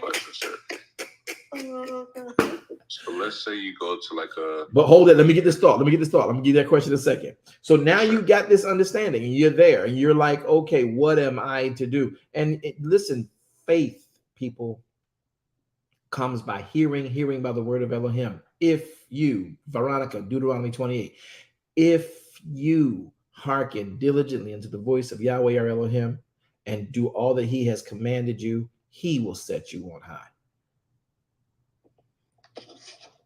Yes, you don't need that for me. And though you might physically and externally know you need the influence of that money, you need the support of that money, you need the bill paying prowess of that money, you need the seed potential of that money. All money ain't good money. That's right. Say it again, sir. Right. The love of money at that moment is what you're being tested with. Messiah made a statement that said, Pastor Spencer, please get that passage back again in Romans for us. I'm gonna need you to read it out loud in just a couple seconds. You can just read that one verse that says, what is hope and hope believing, right? But I think it's 25. So I want y'all to remember this. Messiah said, you cannot serve Elohim and Mammon. And then the church went wild and went crazy. Oh, yeah, that's right. I don't want money. Y'all, money's the devil. Money is not the devil. Money is how you give your tithe to Elohim. Money is how you give your offerings to Elohim. Money is how you pay your bills. So you've been living with evil all your life. Some of the stuff we do in Christendom is way too much. It wasn't even when you got your nails done.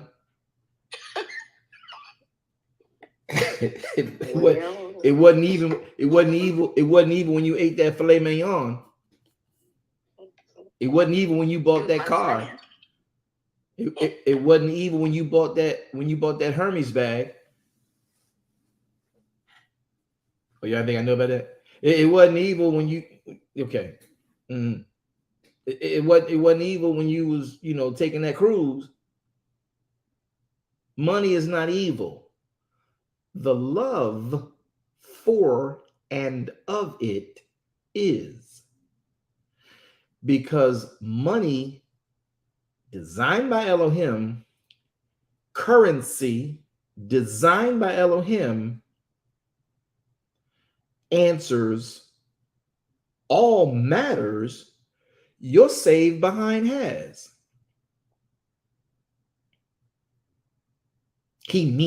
I'm sorry, it's a fact. Money was the only way Messiah and Peter could leave a city that required a tax to get out of it. Peter, go do what you do. The first fish that comes up on the hook into your boat, open its mouth, there'll be gold, money, currency, enough for me and you in this world to comply with these particular obstacles. Stop saying money is evil. It's not. The love of it is. When money is needed, Yahweh will provide. Trust me. So now you're in this boat. You're sitting here and you're like, oh, God, if I got this money, I can do so much. I can bless so many people. God, I give my tithe. If you ain't never wrote a $400,000 tithing check, you will lose your mind when that pen hits that paper. I promise you. Oh, God, help me. I've been through so many things, man. Can I just share? Y'all mind if I share these things with y'all on the Shabbat? Look. You have a queue up. Thank you. If you've never given a $4 million tithe, you'll be at that desk writing that check for a couple days. Because all of a sudden you start counting how much it is. I've been here, y'all. I'm telling you what I know now. What I heard. You mean like, is this really God? Is this really a commandment of Elohim?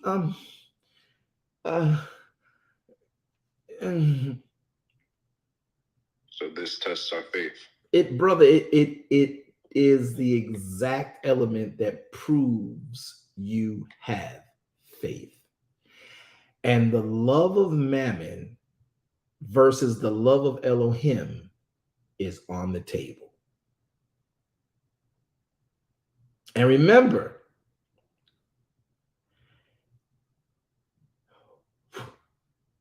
when Elohim says, I want a 10th, and he's going to give you back 30, 60, 100 based on phasing, based on circumstances, based on predestination, based on where you are in life and his plan for your life. If he wants the 10th, it's a reason.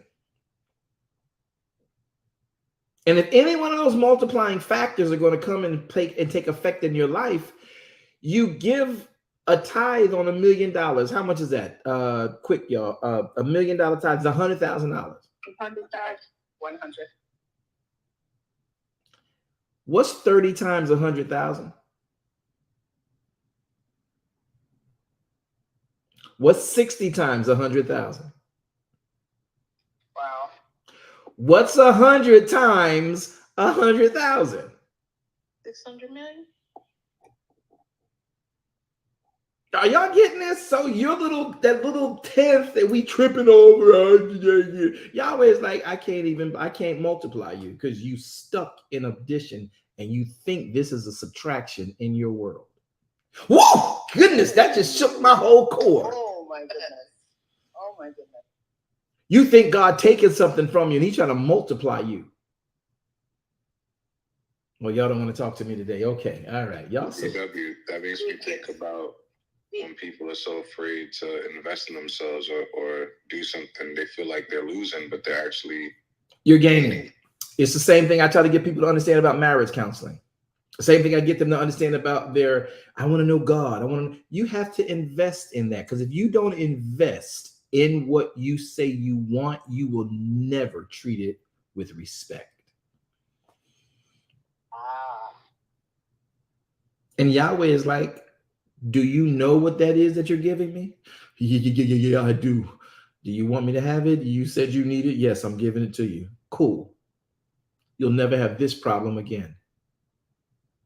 I wish I could talk to some folk. You're speaking loud and clear. I wish I could talk to some folk. Marriage. People like, well, I don't know. Yeah, you marriage counseling. I don't. You got to invest time in your marriage, and it starts with counseling.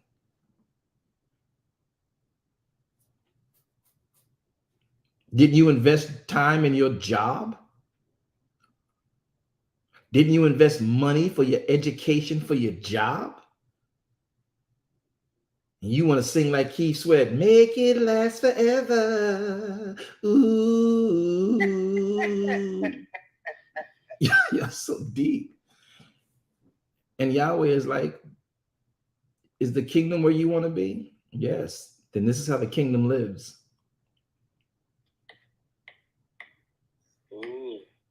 Like, I get, y'all make me do it. Y'all make me do it.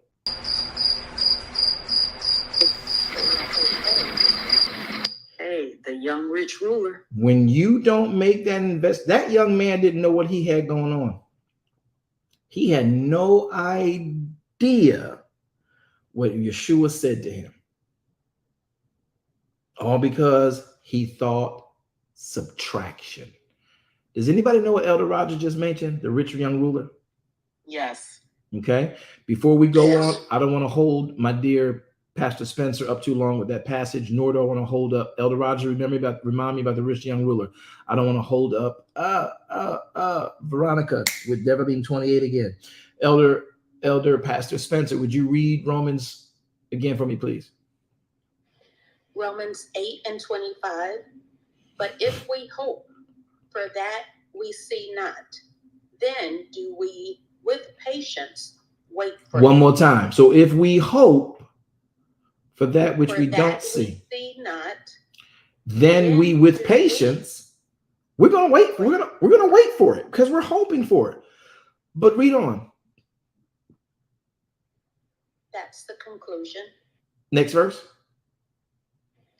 Likewise, Ruach also helpeth our infirmities. In like manner, this is how Ruach helps our infirmities. You might not see the healing, but if he's promised it to you, you know it's coming.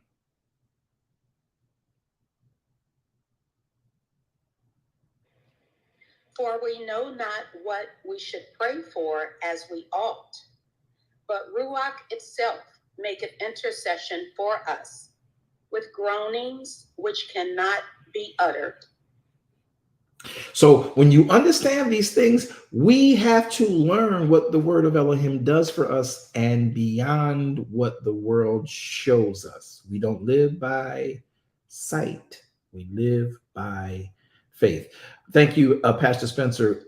Minister Veronica, would you read for me, please? Devaline 28, go. And it shall come to pass, if you shall hearken diligently to the voice of Yahweh, your Elohim, to observe and to do all his commandments, which I command you this day, that Yahweh thy Elohim will set thee on high above all nations of the earth. What? How many of y'all set on high above all nations of the earth? I'm blessed and I'm highly favored. Yeah, sound good. How many of y'all blessed and sit?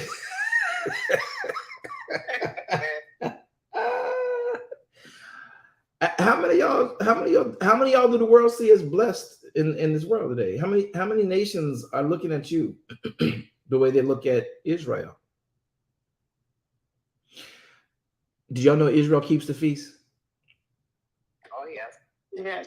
Okay, Minister Veronica, can you keep reading for me now? Just keep reading a little bit for us. Give us some real perspective on the intentions of the Torah. Can you read just a little bit more for me? And all these blessings shall come upon you and overtake you. If you shall hearken unto the voice of Yahweh your Elohim, blessed shall you be in the city, and blessed shall you be in the field. Okay, stop. So you can go to certain cities all over your nation. I don't care where you are on the planet, and you will see Jewish neighborhoods where you have places like Soho, you have places like downtown, you have places like Auburndale, you have places like Westbrook. You got all these places where you see these Jewish community centers. You have places like Maitland. You have all these places where you see them blessed in their city. Keep reading. I'm sorry. I'm just going to tell y'all what I know. And why am I connecting it? Because these are Torah observant issues. And it doesn't require you to even believe that Yeshua is Messiah. It requires you to obey the commandment of Elohim. Keep reading. Blessed shall be the fruit of your body and the fruit of your ground. And the fruit. The Jewish community center has got a whole bunch of schools filled to the gills with students. I think the fruit of their body is blessed. I'm going to break perspective down for y'all in ways you hadn't thought about. Go ahead. Keep reading. And the fruit of your cattle. Oh, the fruit of your cattle. Did y'all know that most of the cattle and the butchers are Israeli? Jewish in your neighborhoods? Best butchers you're going to ever find are Jewish. Just about. Did y'all know that? So I think this is applying too.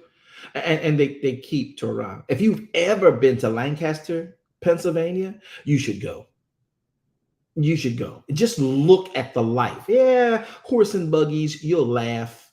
No electric, you'll laugh. But I promise you, you'll never have more wealth than they do. And they own the land. Oh, that's why it's called a commonwealth. Oh, have you been to Virginia? Yeah, it too is a commonwealth. I'm talking about the United States. Some of you got your own countries and you got these whole sectors of the land that the Jewish people operate, who are Torah observant, Judaistic, Messianic, and or Orthodox, whatever it may be, Yemenites, Mennonites. Listen, it's because they keep the command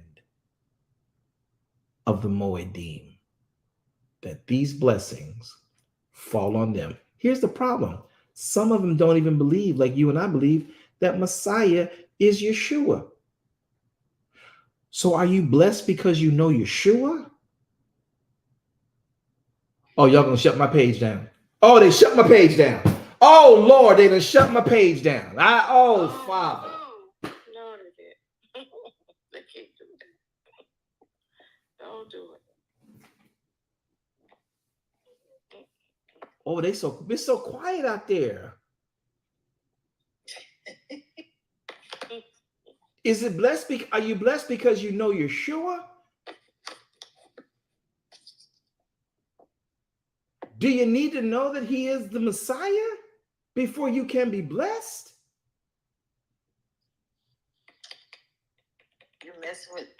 I am messing your whole church world up right now. We put ourselves in prison behind some food. Now, hold it. Don't get it twisted. I love Yeshua. I worship and adore him. Don't get it twisted. You ain't going to talk about him. Not to me. I will hurt you about my Savior. But I'm trying to show you the principles of the word that go beyond your religious perspective and preconceived ideas of the Catholic construct called Christianity. All right now. How is it? You know what, Veronica? Keep reading. The increase of thy kind and the flocks of your sheep. Start that verse over. Okay. Blessed shall be the fruit of your body and the fruit of your ground and the fruit of your cattle, the increase of your kind and the flocks of your sheep. Blessed shall be your basket and your store. Blessed you shall be when you come in, and blessed shall you be when you go out. Yahweh shall cause your enemies that rise up against you to be smitten before you. They shall come out against thee one way and flee before you 7 ways. Is that multiplication again? That's multiplication. Multiplication. Keep reading. Yahweh shall command the blessing upon you in your storehouses and in all that you set your hand to. Your hand can do anything and everything, and Yahweh will cause it to be blessed. Multiplication. Keep reading. And he shall bless thee in the land which Yahweh thy Elohim gives you. Yahweh shall establish you an holy people unto himself, as he hath sworn unto you. If you shall keep the commandments of Yahweh. What? Say it again. If what? If you shall keep the commandments of Yahweh. Say what? Elohim. Say it again one more time.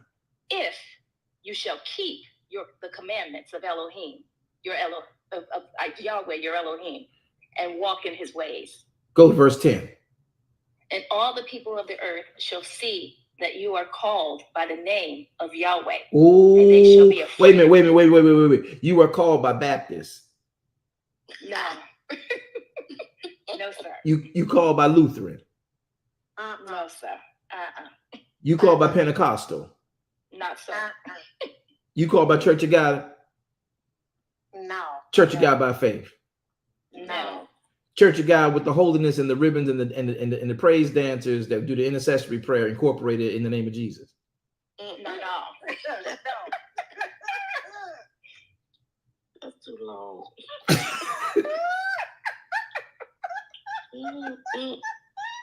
Y'all talk to me. Are y'all reading this? And all the people of the earth shall see that you are called by the name of Yahweh your Elohim, and they shall be afraid of you. Y'all do know that y'all really afraid of anti-Semitism. Oh, y'all gonna make me do it. Y'all gonna make me do it. Y'all is afraid. Amen.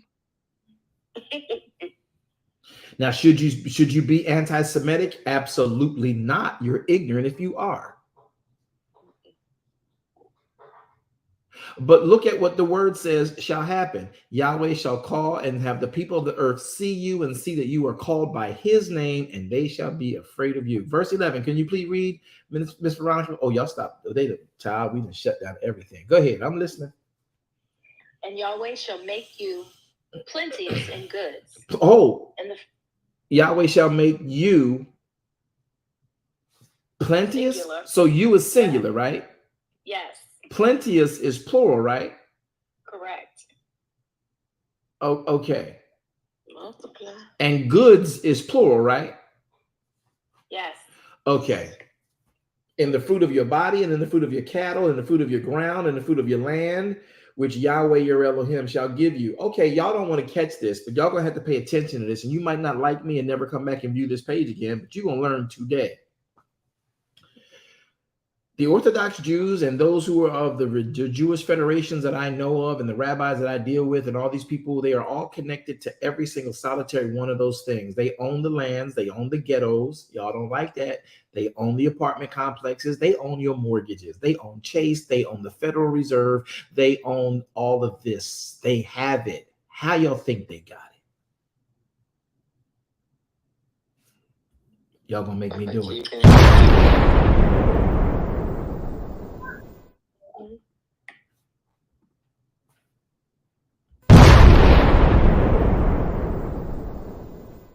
They own the record companies. They own the record deals. They own Tinseltown.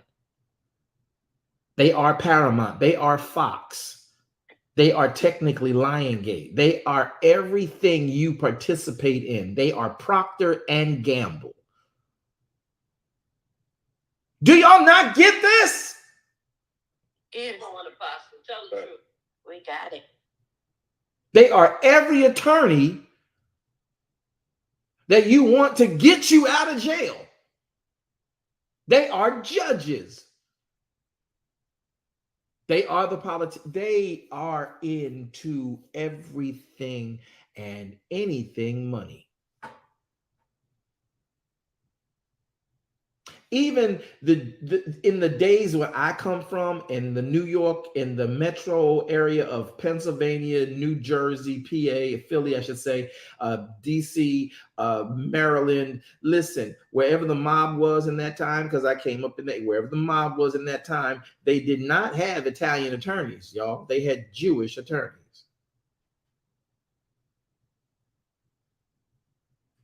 You want to know about financial counseling? You go see one of them.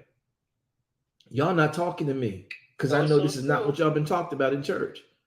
Telling the truth about. Amen. They are Southwest. They are American Airlines. They are Pan Am, as it were.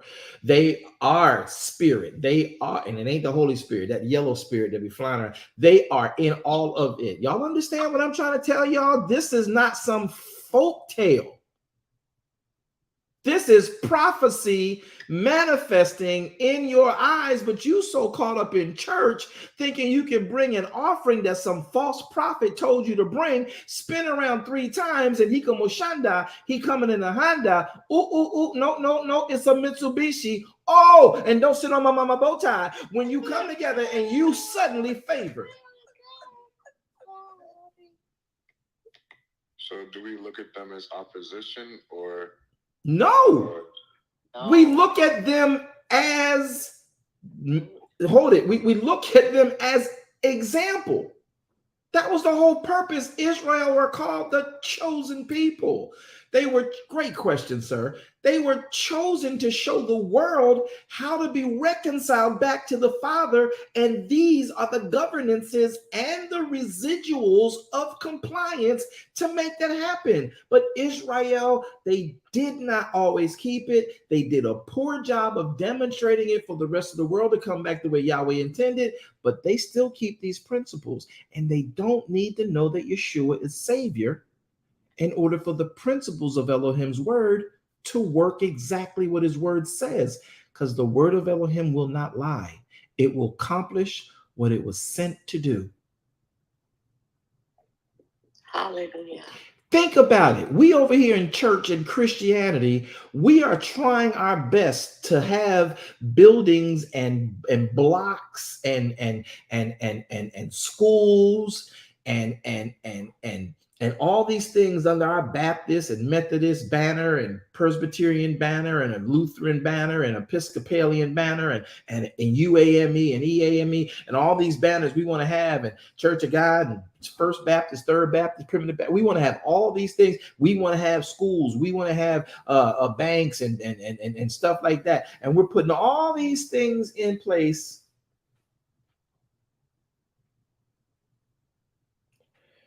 And we know Jesus, we say. Then why aren't we the favorite ones? Why aren't we seeing these that Minister Veronica is reading about? Oh, because the Baptist, the Methodist, the Presbyterian, the Lutheran, the Pentecostal, and the Jesus only, the Swing Low Sweet Chariot Incorporated, we don't keep verse 1 of Deuteronomy 28. Matter of fact, we encourage people not to even read it, but we can talk about Jesus. He did die. He rose again on the 3rd day. Hallelujah. I want to be like Jesus. Well, Yeshua kept the feast. We ain't got to do that. Paul said we ain't got to do that no more. Jesus, he fulfilled everything. You so Out of touch. That's a good word. Thank you, Mr. Walker. You saved me again. I know I felt it. Yes, Lord.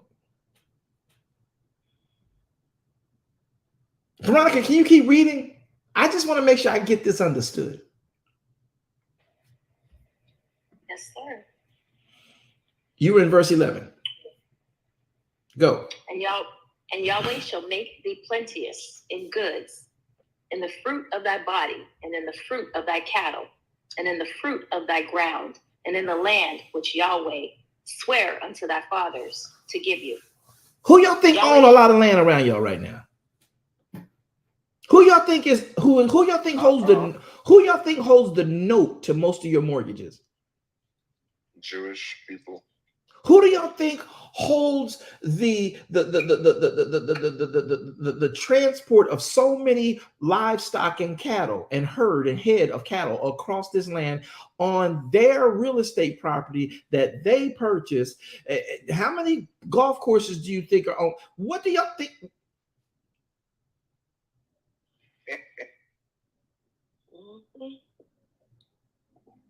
So let's keep reading the Torah, because y'all know we talk about the Torah, even though it's coming right to your front door. And this ain't just in America, y'all. This is all over the world. Verse number 12. Read it, please. And Yahweh shall open unto you his good treasure, the heaven, to give the rain unto thy land in his season, and to bless all the work of thine hand. And you shall lend unto many nations, and you shall not borrow. And Yahweh shall make you... Wait a minute, stop it. Don't be just rushing past that. What did this say? All right, let me back up. That was good here. And it says, he shall open unto you his good treasure in heaven, to give the rain unto your land in his season. Stop. And to... You know when the rain come, y'all? The more it is. You know when the rain come, y'all? Yes, in his season. Oh, y'all don't want to. Oh, y'all don't want to talk. Oh, y'all don't want to act like y'all know. Oh, okay. I need another reader. Pastor Spencer, would you help me again, please? Would you go to Yoel chapter 2? I could really use your assistance in that matter, because nobody want to listen to this today. We love. Oh, we did Sukkah. Woo, hallelujah, and don't even know the blessings connected to it. I've been trying my best to share it and tell y'all, but we so worried about what we got to do and how long we got to be off of work and why we can't go to school and how much we got to give, and then we got to make sure. Listen, y'all. He says there's a promise that I'm going to send rain in his season. Can I get somebody? Is she there, or somebody else gonna have to do it for me? All right, I can't. Pastor Spencer, are you there? I got it. I'm here. Okay. She got it? Okay. Go, Pastor Spencer. Yoel chapter 2. Take me now to verse number. Go to verse. Let me see. Matter of fact, Veronica, don't leave here. Stay right here. Don't you leave this space. Don't leave that chapter. I want you to stay there. Yoel chapter number 2. Pastor Spencer.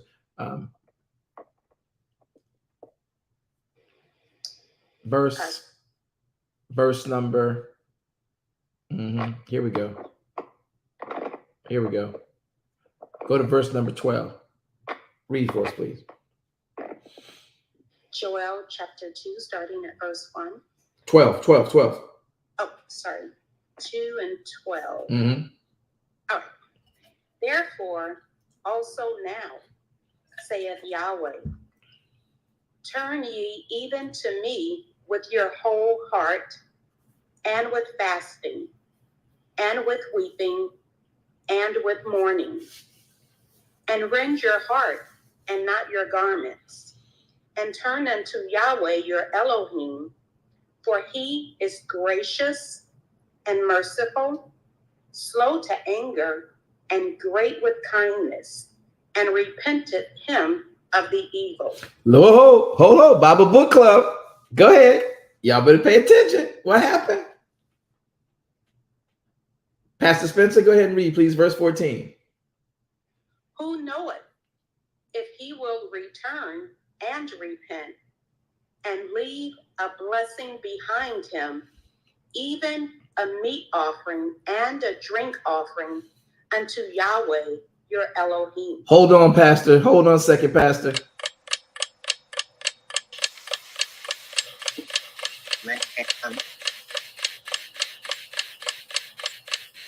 Inside joke. If you wasn't there, you don't know. All right. We talk about Bible Book Club. Go ahead. Keep reading. Here we go. Verse 15. Blow the trumpet in Zion. Sanctify a fast. Call a solemn assembly. Gather the people. Sanctify the congregation. Assemble the elders. Gather the children and those that suck the breast. Let the bridegroom go forth of his chamber, and the bride out of her closet. Let the priest, the ministers of Yahweh, weep between the porch and the altar, and let them say, Spare thy people, O Yahweh, and give not thine heritage to reproach, that the heathen should rule over them. Wherefore should they say among the people, Where is their Elohim? Pause. Is Jesus alive right now, y'all? Is Yeshua alive right now, y'all?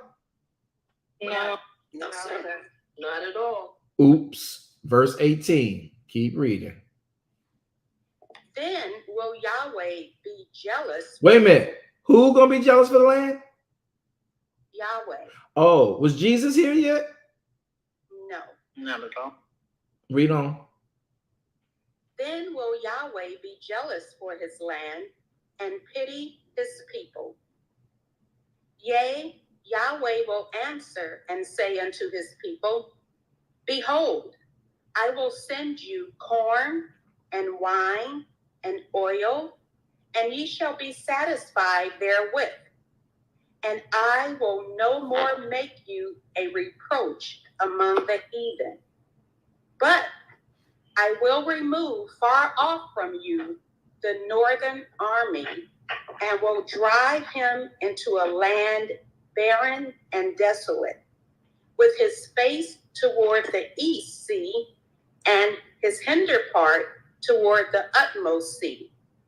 And his stink shall come up, and his ill savor shall come up, because he hath done great things.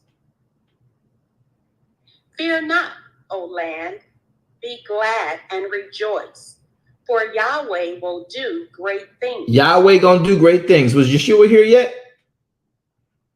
No. Oh, no. So they're having instructions on what they need to do. Okay, so he gonna do great things, right? He gonna do it. Okay, Jesus ain't doing it. Yahweh's doing it. Okay, because you gotta okay. Go ahead, verse 22. Read on. Be not afraid, ye beasts of the field, for the pastures of the wilderness do spring. For the tree beareth her fruit, the fig tree and the vine do yield their strength. Be glad then, ye children of Zion, and rejoice in Yahweh your Elohim. For he hath given you the former rain moderately, and he will cause to come down for you the rain, the former rain and the latter rain in the first month. Hold on. Was we talking about rain earlier? Yes, sir. Is there a promise that I will bring rain in his season? Oh, yes. Is the first month the season of Pesach? Yes, it is. Yeah. Is the first month the season of Pesach? That it is. Yes, it is. Is the Pesach his season? Yes, it is. Yes. Absolutely. So y'all thought he was just talking out his head in Deuteronomy chapter 28. Thank you, Pastor Spencer. Come back to Deuteronomy 28. Everybody right now, let's go. Deuteronomy 28. Y'all getting a lesson in the Torah, whether y'all like it or not. Deuteronomy 28, will you finish where you started off? Where we at? Verse 14? Verse 12. Verse 12. Read verse 12. Thank you, Pastor Spencer. Go. Yahweh shall open unto you his good treasure, the heaven, to give the rain unto your land in his season. Wait a minute. Say it again. And he shall open unto you his good treasure, the heaven, to give the rain unto your land in his season. Pause. So when he says this, is Jesus here? No. No. Not yet. Isn't this Moshe? Yes.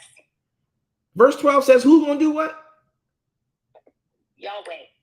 So Yahweh going to do it, not Jesus. So this whole concept of Jesus take the wheel doesn't go in correlation with the word of Elohim and his instructions. Uh-oh. Because Jesus ain't taking the wheel.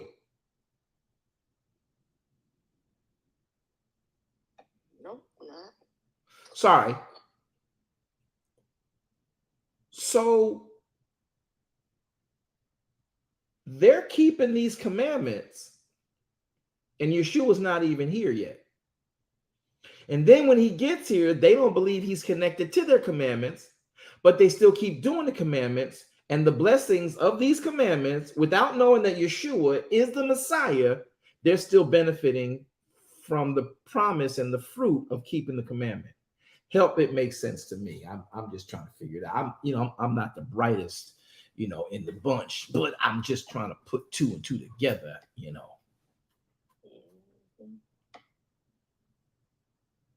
Veronica, keep reading because I think they think I'm trying to be funny. Read on, please.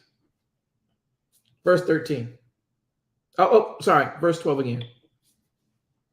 Yahweh shall open unto you his good treasure, the heaven, to give the rain unto your land in his season. Who gonna bring the rain? Yahweh. Jesus gonna bring the rain? Yahweh. Read on. Whose season is it? Yahweh's season. Yahweh. Is it your season? No. No. Never mind. So he ain't bringing rain to your season, is he? No, not so. Nope. So if he ain't bringing rain to your season and he bringing rain to his season, whose season gonna be dry? My season. Our own season.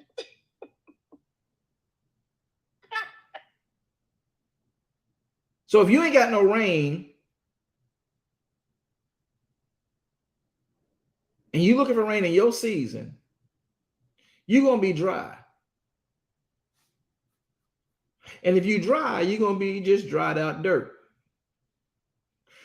So to have dirt, which is what you are, with no moisture, no rain in his season, because we're not in his will, but we in our will, making our own seasons, I don't think that's gonna work out well. I just don't. I don't think anything is plantable. I don't think anything is impregnable in that condition, because it's your season and you ain't got his rain because you're not in his season, but you in your season, talking about you living your best life. And you ain't going back and forth with nobody. Okay, let me go to verse number 12 again. Can you finish this passage? I might not ever leave verse 12 again. Go ahead, read verse 12 for me, please. And Yahweh shall open unto you his good treasure, the heaven. So wait a minute.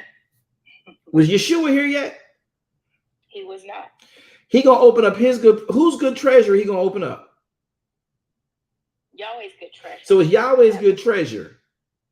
Okay, so then if it's Yahweh's good treasure and he's going to open that up for us, Paul tried to tell us something in the New Testament.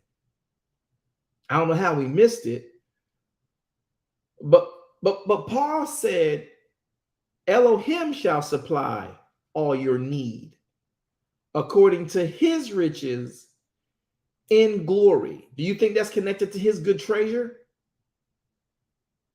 Yes.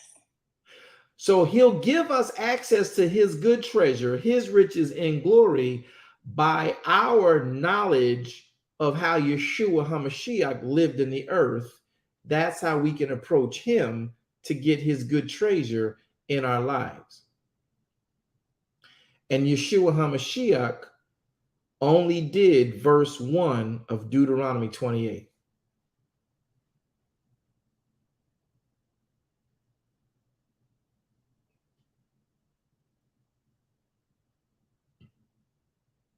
I think I said it too fast. Minister Walker, can you help me? Veronica, stay where you are. Minister Walker, can you get Deuteronomy 28:1? I think we might have had an overload. Y'all ready? Veronica, read verse 12 while she gets verse 1.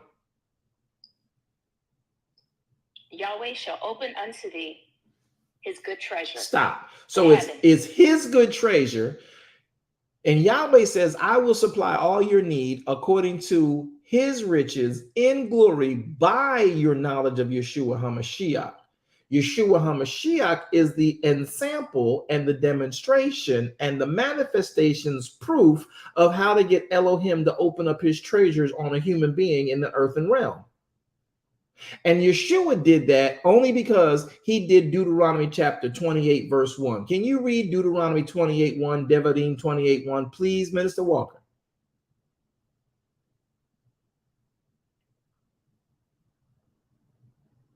Elder Walker, you there? Did I get disconnected? See, Marie, I can read it. Go, Marie. We hear you. Go, Marie. Today, though, come on. I thought you was ready. And it should come to pass, if thou shalt hearken diligently unto the voice of Yahweh thy Elohim. So pause. Did Yeshua hearken diligently into the voice of Yahweh or Elohim? Yes, he did. Yes, he did. Keep reading, Marie. To observe and to do all. You breathing too heavy. Let the words be heard. I can't hear you breathing. I can't hear the words. Go. To observe and to do all his commandments. So to observe and to do all of his commandments. Did Messiah not observe and did Messiah not do all of his commandments? Yes, he did. He did, didn't he? Yes, he did. He absolutely did. So that's how you get Elohim's good treasure out of the place called glory to come into the world you and I need him in.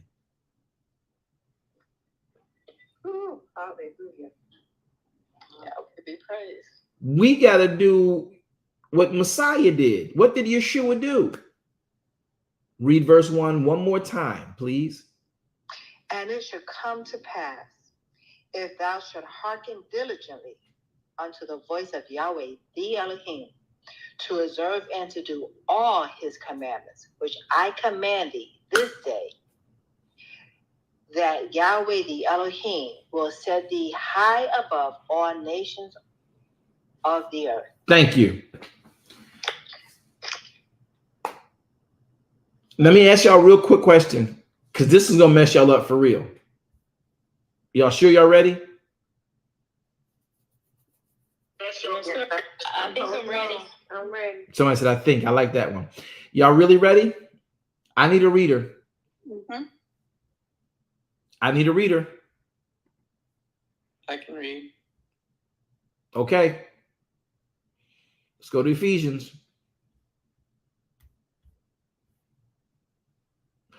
Mystique, stay in one. Not Mystique. Marie, stay in one. I want to show y'all something. Veronica, you stay in 12. Veronica, read 12 for me, please.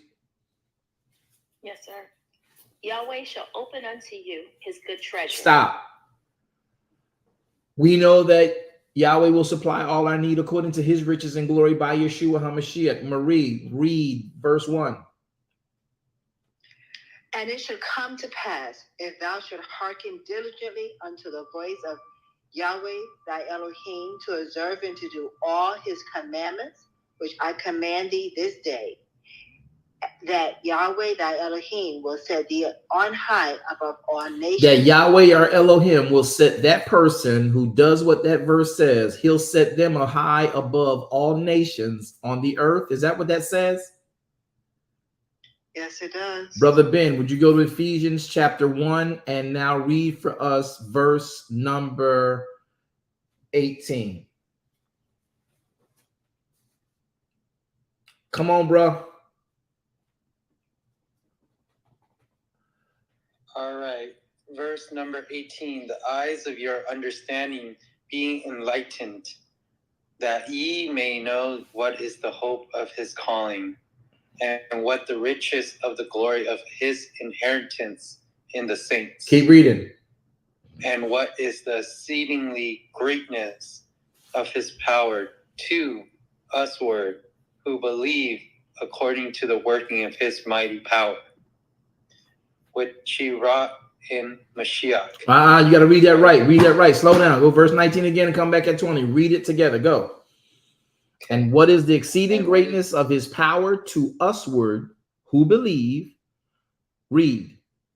According to the working of his mighty power, which he wrought in Mashiach. Which he worked out for us to see in the life of Yeshua HaMashiach. Read on. When he raised him from the dead and set him at his own right hand. Where? In the heaven, in the right, his own right hand. He did what? Set him at his own right hand. Hold on. See, Mystique, would you read the bottom part of verse 1 again for me, please? Where did God set that person who honored his word? He set them on high above all nations. Say it again. He set them where? On high above all nations. Say it one more time. Set thee on high above all nations of the earth. Brother Ben, would you please keep reading verse number 20 one more time? Which he set in Yeshua HaMashiach when he raised him from the dead, and set him at his own right hand in the heavenly places, far above all principality and power and might and dominion and every name that is named, not only in this world, but also in that which is to come. Wait a minute. Do these things correlate? Yes, sir. Yes, they do. Amen. Hallelujah. Amen. So if you do what Messiah did, he will literally put you above, because didn't Messiah get put above all dominion, all might, all power in this world? Yes. Yes, sir. Would that mean that Deuteronomy 28:1 was accurate, that he will set you on high above all nations? Yes. Can it be any clearer that he did it? Yes, sir. Y'all not talking to me. Y'all not talking to me. You know what? I'm gonna leave the class to somebody else. So I'm done. Somebody else take over the class. I'm gonna sit down. I'm gonna go over here and sit down in the corner. I'm gonna drink my tea. No, come on up. No, you can't coach me back in. I'm not no little kindergarten in class. Nope. Come on back over here and play with us. No, I'm not doing it. No. Apostle, will you please step back? I'm going over here. I'm going to sit here and drink my tea and my water by myself and praise my God for who he is and what he has done for me. Elder Walker. God will be praised. Elder Walker, we need help. You can't call my authority on me. You can't call my authority on me. I'm going to stay right here. Don't be like that. Come on. Yes, ma'am. Our Apostle, I don't think you know they want to hear my jokes. So what we gonna do? Do y'all get that? Do y'all see that? We see that. Yeah, y'all see that right on back. Okay. You're doing an excellent job explaining. There is no way. There is only the way you can miss this is that we have a problem with our religion. Because if you read the writ and everything about Messiah, he did exactly what Deuteronomy 28 said. And he received all the blessings of it. Now, the thing is that Yeshua, just like every other Orthodox Jew, is a human being in the earth with the word at their fingertips. When you obey the word, this is the residual. Yahweh be praised. And it doesn't matter who, what, when, or where, whether you believe Yeshua is Messiah or not. You and I, we have to. But at the end of the day, the blessings of Deuteronomy 28 work when you honor Elohim's commandment. You ain't got to believe Yeshua is Messiah. Amen. Oops. We do. Believe in the word. Believe in Adonai. So then the word is our salvation. Messiah, Yeshua HaMashiach, is the demonstration of the word in a human flesh and what it can produce for us. That's why we want to be like Yeshua. That's why we want to be like Yeshua. That's why I want to be like Jesus. I want to be like Jesus. Like Yeshua. How I long to be like him. This is something we've been missing. And while we in church trying to be like Jesus, not understanding that these people who are Orthodox are doing the things Yeshua admonished, though they don't believe he is the Messiah, they're the ones doing verse 13. Veronica, please read. Verse 12, part B, please read. The heavens, okay. The heavens to give rain unto thy land. Take the verse, take season. 12, take 12, take 12, do it right, Go back take to the 12, beginning, take okay. 12. Yahweh shall open unto you his good treasure, the heaven, to give the rain unto your land in his season, and to bless all the work of your hand. And you shall lend unto many nations, and you shall not borrow. Pause.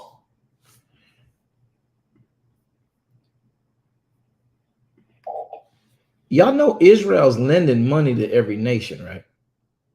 Yep. Yeah. Okay.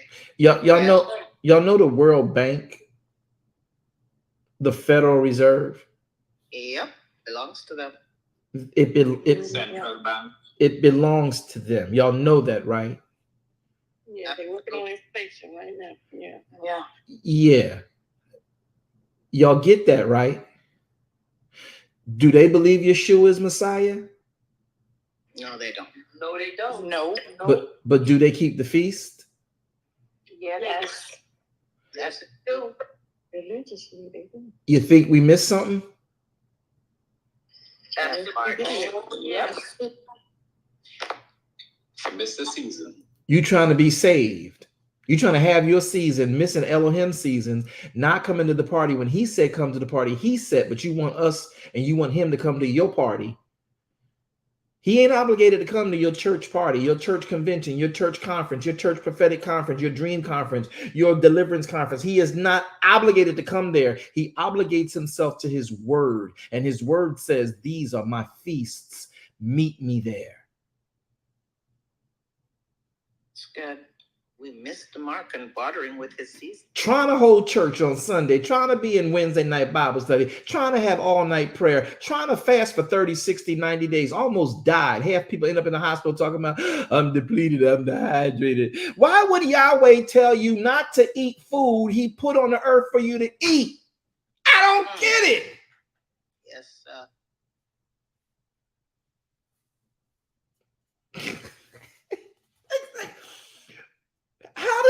How does fasting get you closer to God? Because you're closer to there. Fasting does not get you closer to God unless you're fasting his way. So fasting means you separate yourself from the world, not from the bananas and the kumquats and the proteins, complicated and simple carbs. That's what religion put on you. Break free. I'm eating everything and anything except on Yom Kippur that he put on this planet for me to eat. He said it in verse number 2 of chapter 1. I put these things on the earth for you to eat. Enjoy them. Just don't mess with the tree of knowledge of good and evil.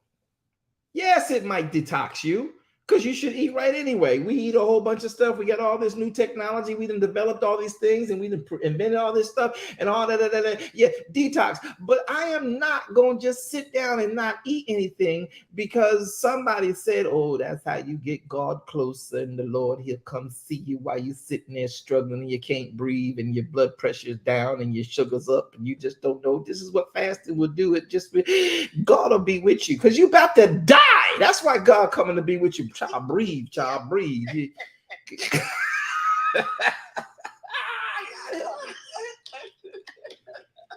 Ooh, our room, look, people just gonna drop. They're not gonna come back in here. No people. Y'all told me to come out the corner. I was fine in my own corner. Y'all got Minister Walker to come and get me to come out the corner. I was fine in my corner.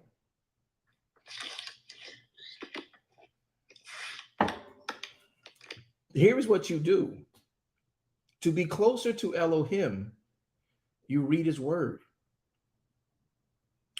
While you're eating a pear or a Jamaican pear or an American pear and a cup of coffee. or some tea, black, white, ginseng. I don't care. You fast when you come into Sabbath and you draw yourself away from the world and you rest unto Elohim. And while you're sitting there, Elohim's good with you having a hamburger or having some eggs and enjoying an omelet, Florentine, and he's good with that. He just wants your attention while you eat, while you drink, while you talk with your family. You going on a fast, looking like you've been smoking crack for 8 days, your cheeks all sucked in, your eyes all pulled in the back of your head, skin all ashy because you ain't got no hydration. It's just that we just did too much. I can't tell you how free understanding Torah has made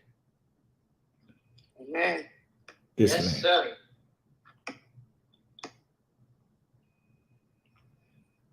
Who told us to get up in the fourth watch of the night and pray? That's when God listens.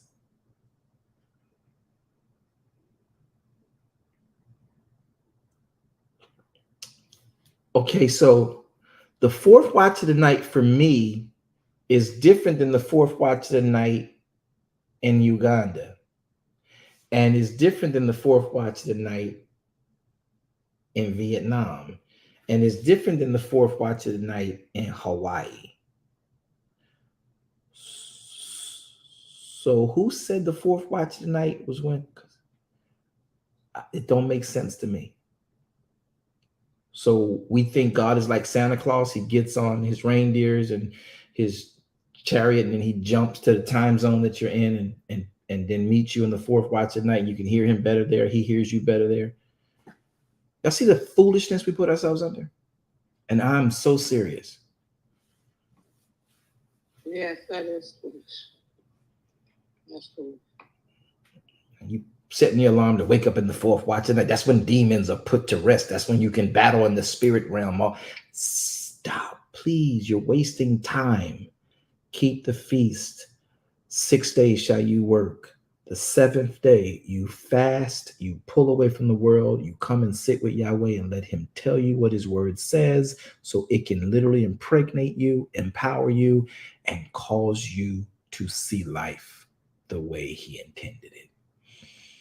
And then you'll realize half these things you protest, you fight for, you go for, the only thing Yahweh ever told you to contend for was the faith that was delivered unto the saints. That's all you contend for.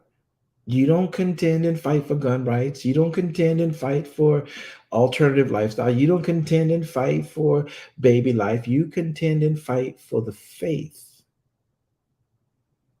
You so busy doing everything else, you have not done what he wants.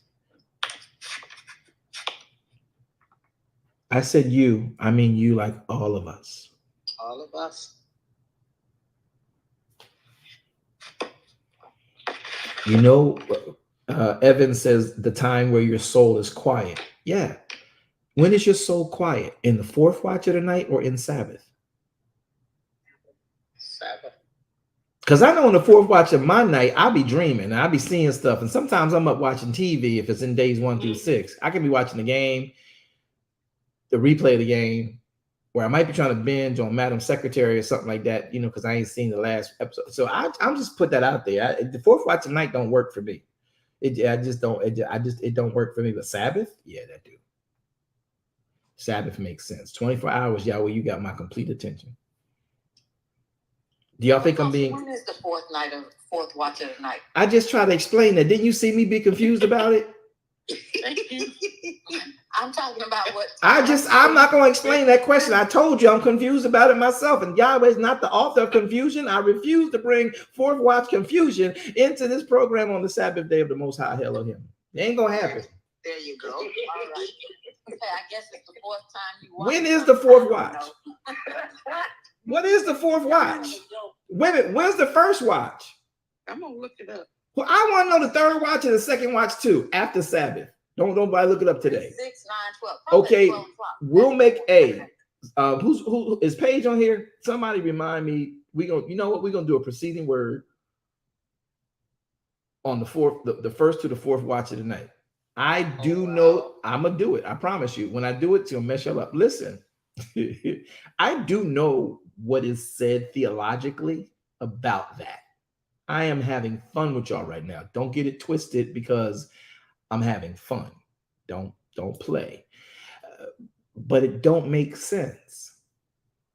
Even what I know from where we get it from. If you read the Torah, it don't make sense to use it today and say, we're in the fourth watch. That's when you get up and pray. That's when the demons are most busy. You so what's that word, Mr. Walker? What's that word when you so What's that? Oh. See, she fasting. Y'all hear Mr. Walker? She fasting and she chomping away too. Fasting don't mean you got to die and relegate yourself to no nutrition. Yeah, that's right. I'm having lunch. But they want, what's that phrase I use when I say church? No, not church. I said I forgot, but don't use the word. Yeah, we won't. You know the word I'm thinking about though. Okay, all right, cool. Yeah. So don't use that one. Oh, you know too. Disconnected. Oh, nah, it don't.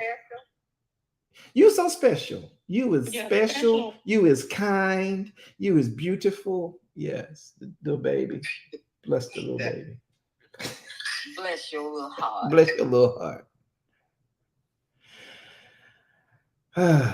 Yeah, Evans, trust me, like I told you, I know every place we got that from. I do know every passage we use to explain it, and it still don't make sense, especially modern day, because the fourth watch of the night is an interesting piece. So I'll do a preceding word on it, but when I do, y'all better show up. Well, you don't have to show up. I was just saying I'll put it out there. You know, I do it for free. All right, you guys enjoying yourselves today? Is the Sabbath working for y'all? I got a queue. I heard I got a queue, and they're probably mad at me because it's been about an hour since I've checked the queue. Moderators that told me I got a queue. What you got? Who are you? Where you at? Hey, this is Chris, New York City. Hold that thought, Chris. Moderators, where we at? What's our queue? The first person in queue is Mama D. First person in queue is Mama D. Make sure y'all get Brother Chris back in queue for us, please. Mama D, what you got, beloved? Good to have you, and Shabbat Shalom over your life. Amen. I'm glad to be here. I've been trying to get here, unfortunately. And now I'm back out again. I had something else, but I'm going to ask this first, that you will pray for me, with me, and I'm about to take my son back to the hospital after 2 days home. And the second thing we were talking about... Well, let's handle first things first. Father, right now, in the name of our Savior, who is Yeshua HaMashiach, this is the Sabbath. You said that the Sabbath was made for man and not man for the Sabbath. So today, you have demanded that the Son of Man is master of the Shabbat. And in this day, whatever is needed as relates to quality of life and proper ways of life, we're to actually literally just come before you. You already know the need of this grandson. We're asking you that salvation, first and foremost, is his choice, his preference, and his lifestyle. But we trust now that, Father, if he doesn't, this woman will bring him to a place of recognizing who you are. And Father, from that, you said healing becomes that child's bread.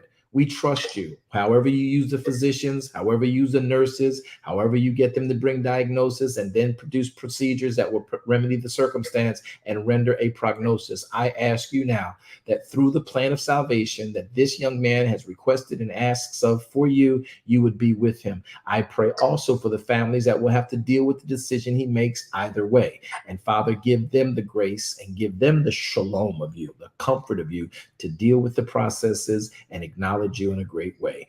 This we pray now. You are Yahweh Rapha, you are Yahweh Nisi, and more importantly, you are Yahweh Shalom. We thank you in the name of Yeshua HaMashiach. Everybody say amen. He's my son apostle. He's 60 years old. Oh, pardon me, beloved. He has received Christ. Yahweh be praised. Yahweh, Healing is his bread, and we're going to trust Yahweh for it. Amen. Yes. Amen. And the first thing that I was going to say way back when we were talking about giving or the multiplication, long ago when I was having trouble with church and tithing to someone whom I knew was anyway.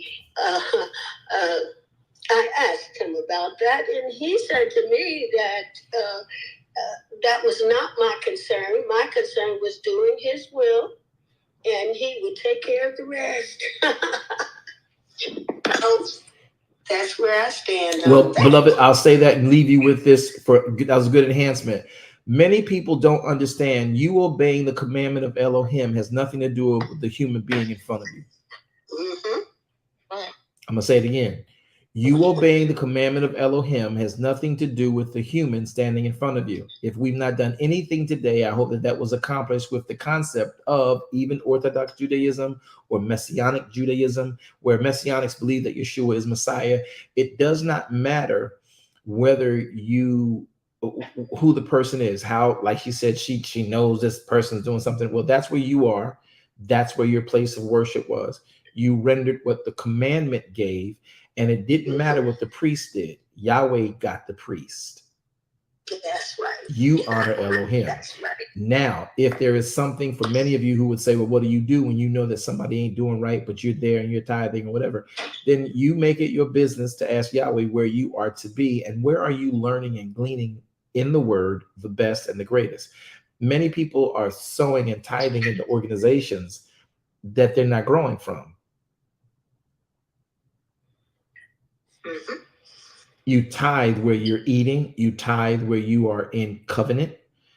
You don't split your tithe up and send it to any nonprofit group. You tithe where you have been embedded to learn and you are growing in your relationship with the Father.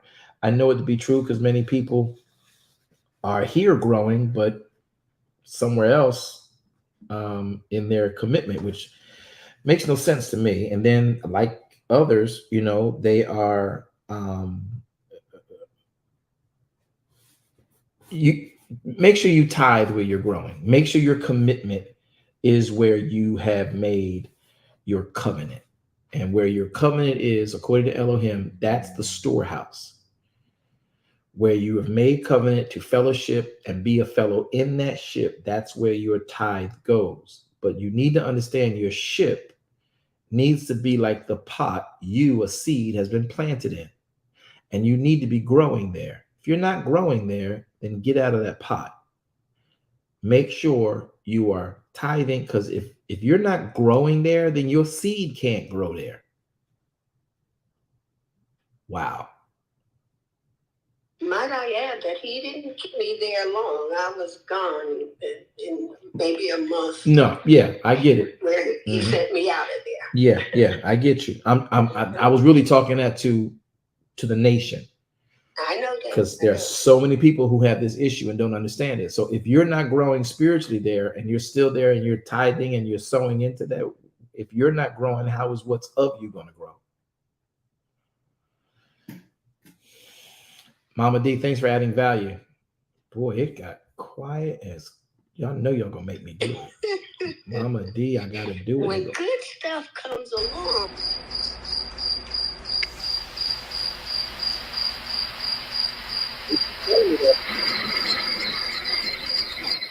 They keep telling me this and telling me that. Practice. Okay, moving on. Thanks, Mama D. What's our next Q person? Who's on Q? Wanda Clark.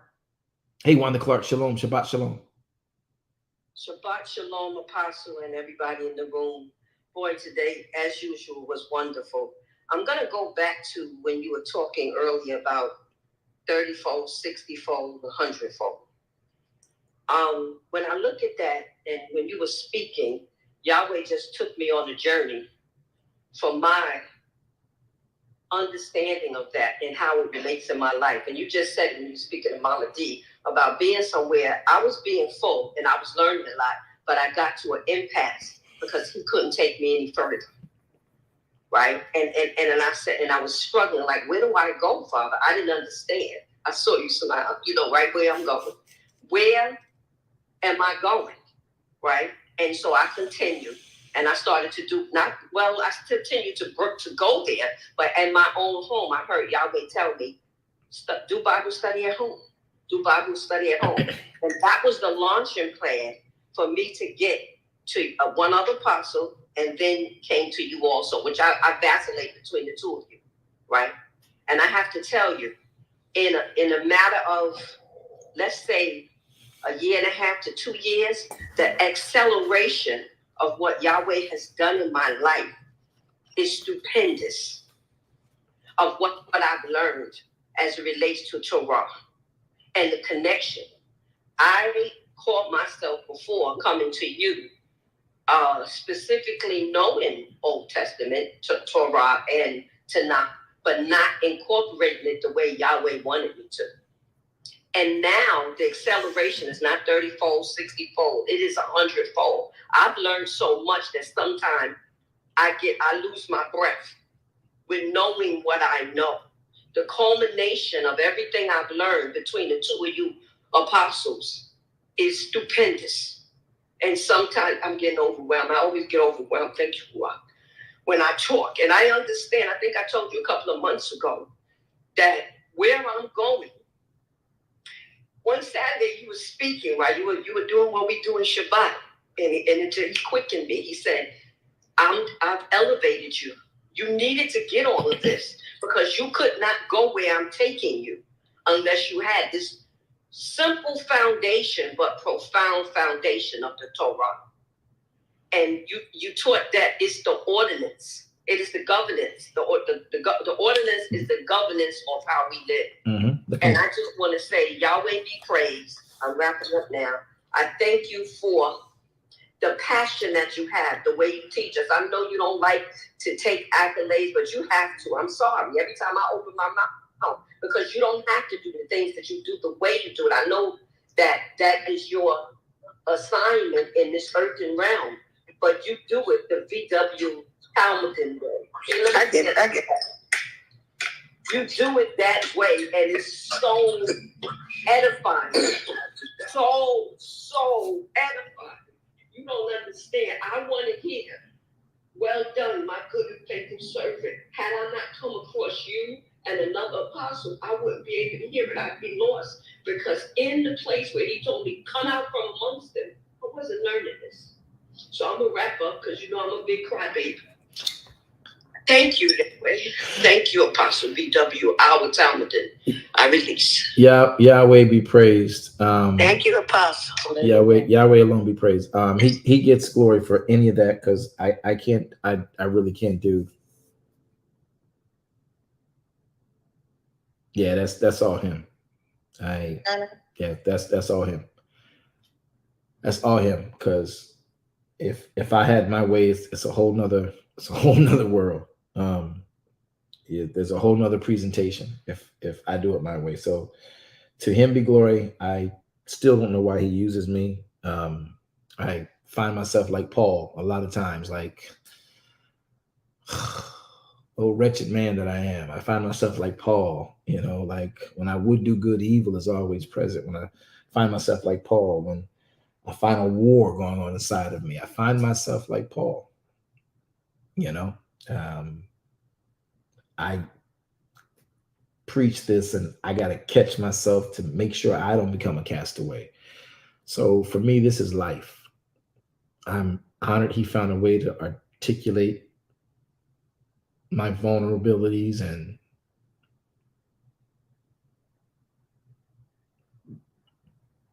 candid experiences into a way that can connect to the writ and help other people looking to make right steps and learn from the bad steps, wrong steps, and that perpetual battle that we are all under and in. So Yahweh be praised alone. I take no credit, no glory. I'm just glad that he gave me something to do in the kingdom. Anybody just glad to be in the kingdom? It's like, what you want?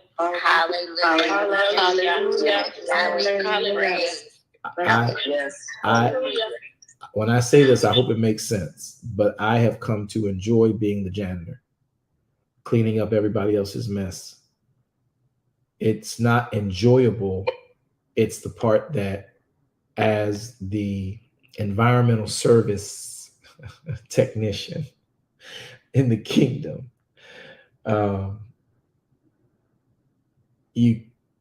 it's when you see a person make a mess, that's when you probably learn them best. And if you really have intentions to see them better than greater than you, and know that they've got a life ahead of them, you and them develop a confidentiality and a relationship of trust that we're all building and working and walking, and we can all slip on this mess ourselves. We can all create our own mess. We can all at any time, based on something that infirms us, something can cause us to lose control of our bowels. Something can cause us to vomit up something we ate. And we have a mess. And people, when they smell the stink of that mess, they'll run away from you. But then there are other people who know that, oh my God, I know how embarrassed I was when it happened to me.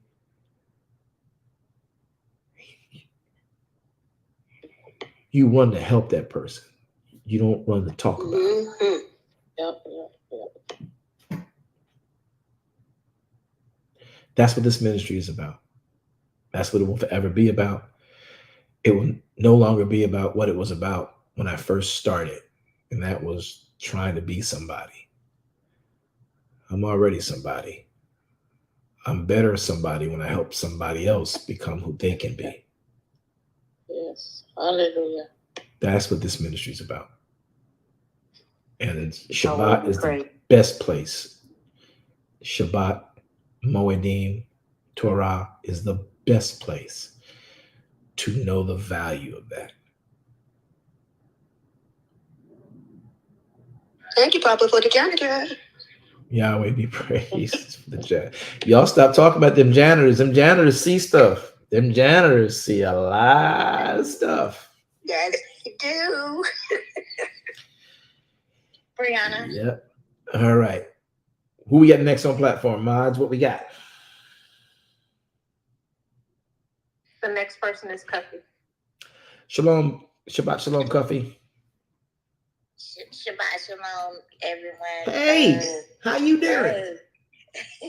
Yes, I'm so glad to be here, and always is such a pleasure and a delight and an honor to spend Shabbat with y'all. I just wanted to add to it. I've been wanting to say this for a couple weeks, but I wanted to more so just try to be listening and taking in all of the learning and all the teachings. Is just amazing. So here's how it went down. I'll just tell you this small story.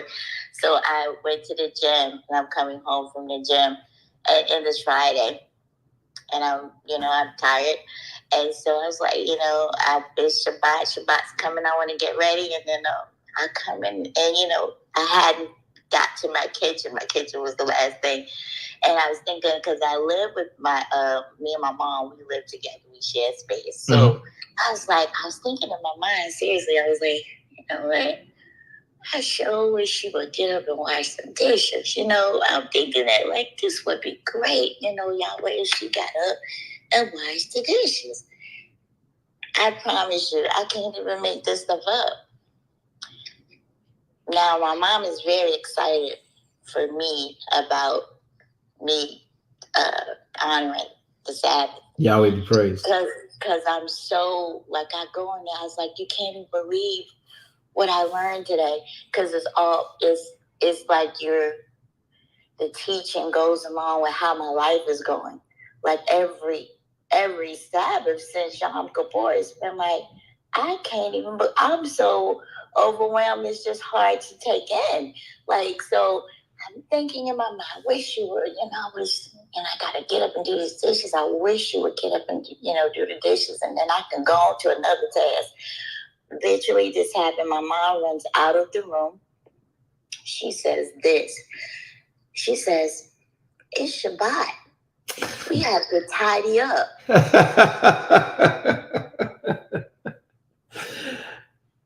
You're laughing, but I look up in the sky and look, Yahweh, you go hard. He go hard. I just thought that. He go hard, yeah. Like, for real. But my mom is, like, not been a Sabbath keeper like I wasn't before that. Mm-hmm. But since then, and mind you, my mom is like 79. She's on her iPad on YouTube right now watching. She's kept Sabbath since that time. In 78 years, she's never kept one. That part. But now she's keeping Sabbath. And now we've been up. I don't know how I'm even awake. We've been up the wee hours keeping Sabbath together. We have dropped so many jewels in each other. Yahweh has been, he has fed us from a feast this morning before I even got to partake in this feast. And now, and it's all parallel to the teaching that I learned today. Yahweh go hard. I don't mean that disrespectfully. I just no, like, you good here with that. Yahweh, you right. He go hard. Wow. He do. He go hard for real. And the thing that I love about it is that if you can ever break away from the mainstream of thought and get into what you know is actually helping you, you sort of kind of have no problem with, if y'all don't believe it, you ain't got to.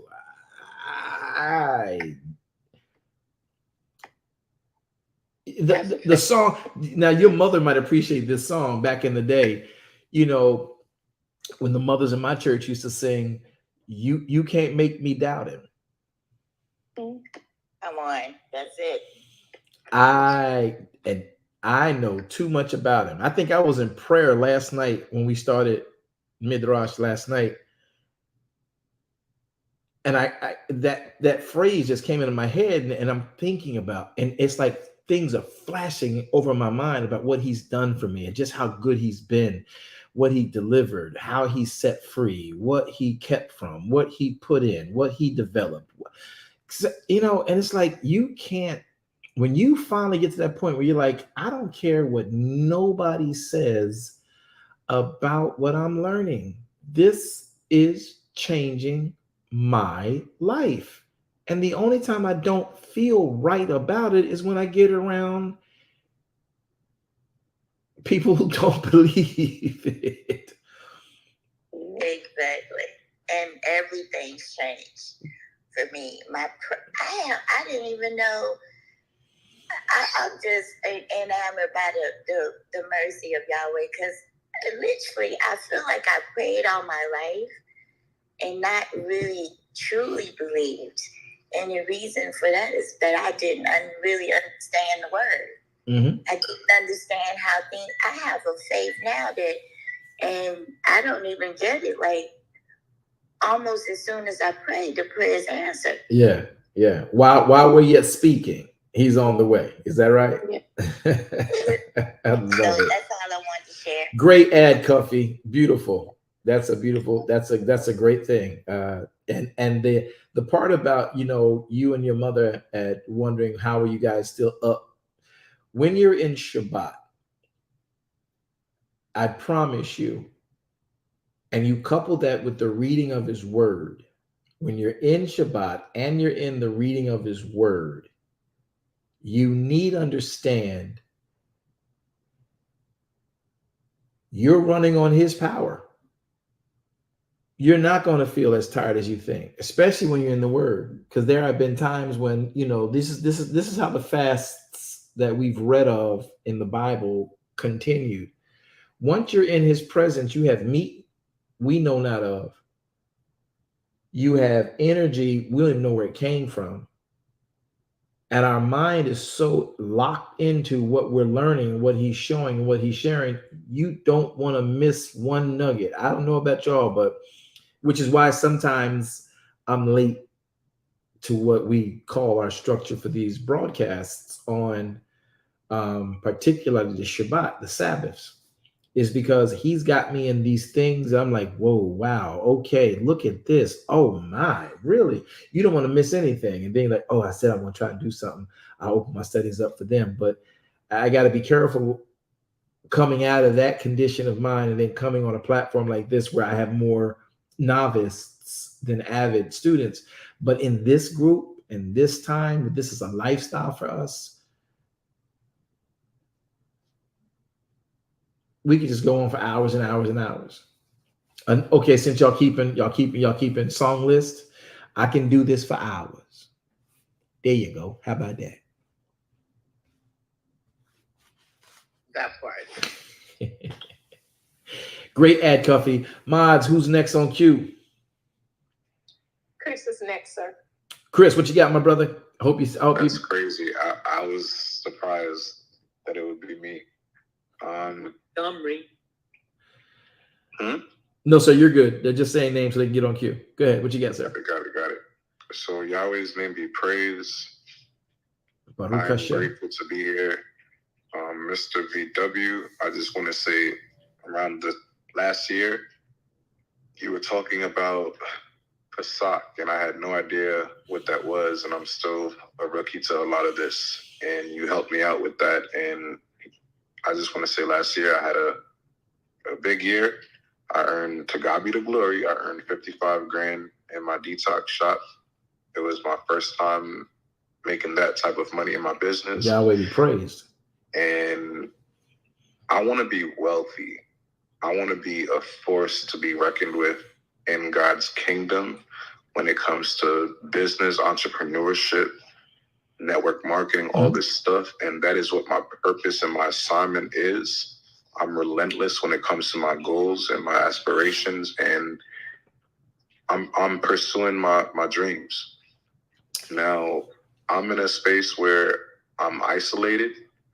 I don't have any family, any friends. It's just me and my dreams, and I feel I'm excited about it because it's given me a chance to really be here in this safe space. Yeah. Right? Yeah. So my question is, when it comes to this whole journey, this whole walk, this whole lifestyle, like when it comes to the Sabbath day, should I be on Clubhouse, networking, talking, speaking, doing me, or like shut down from everything that has...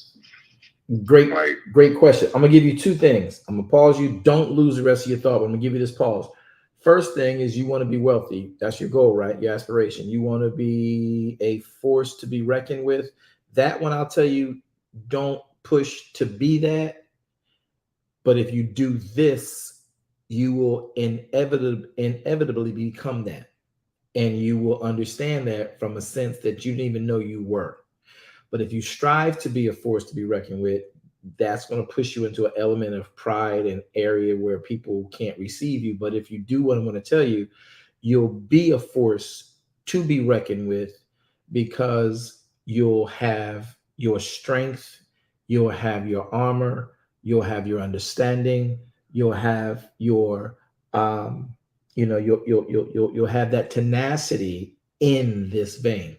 So the first thing I'm going to give you is, how do you become that wealthy person? And congrats, after coming through Pesach last year, now you're about to complete a complete cycle.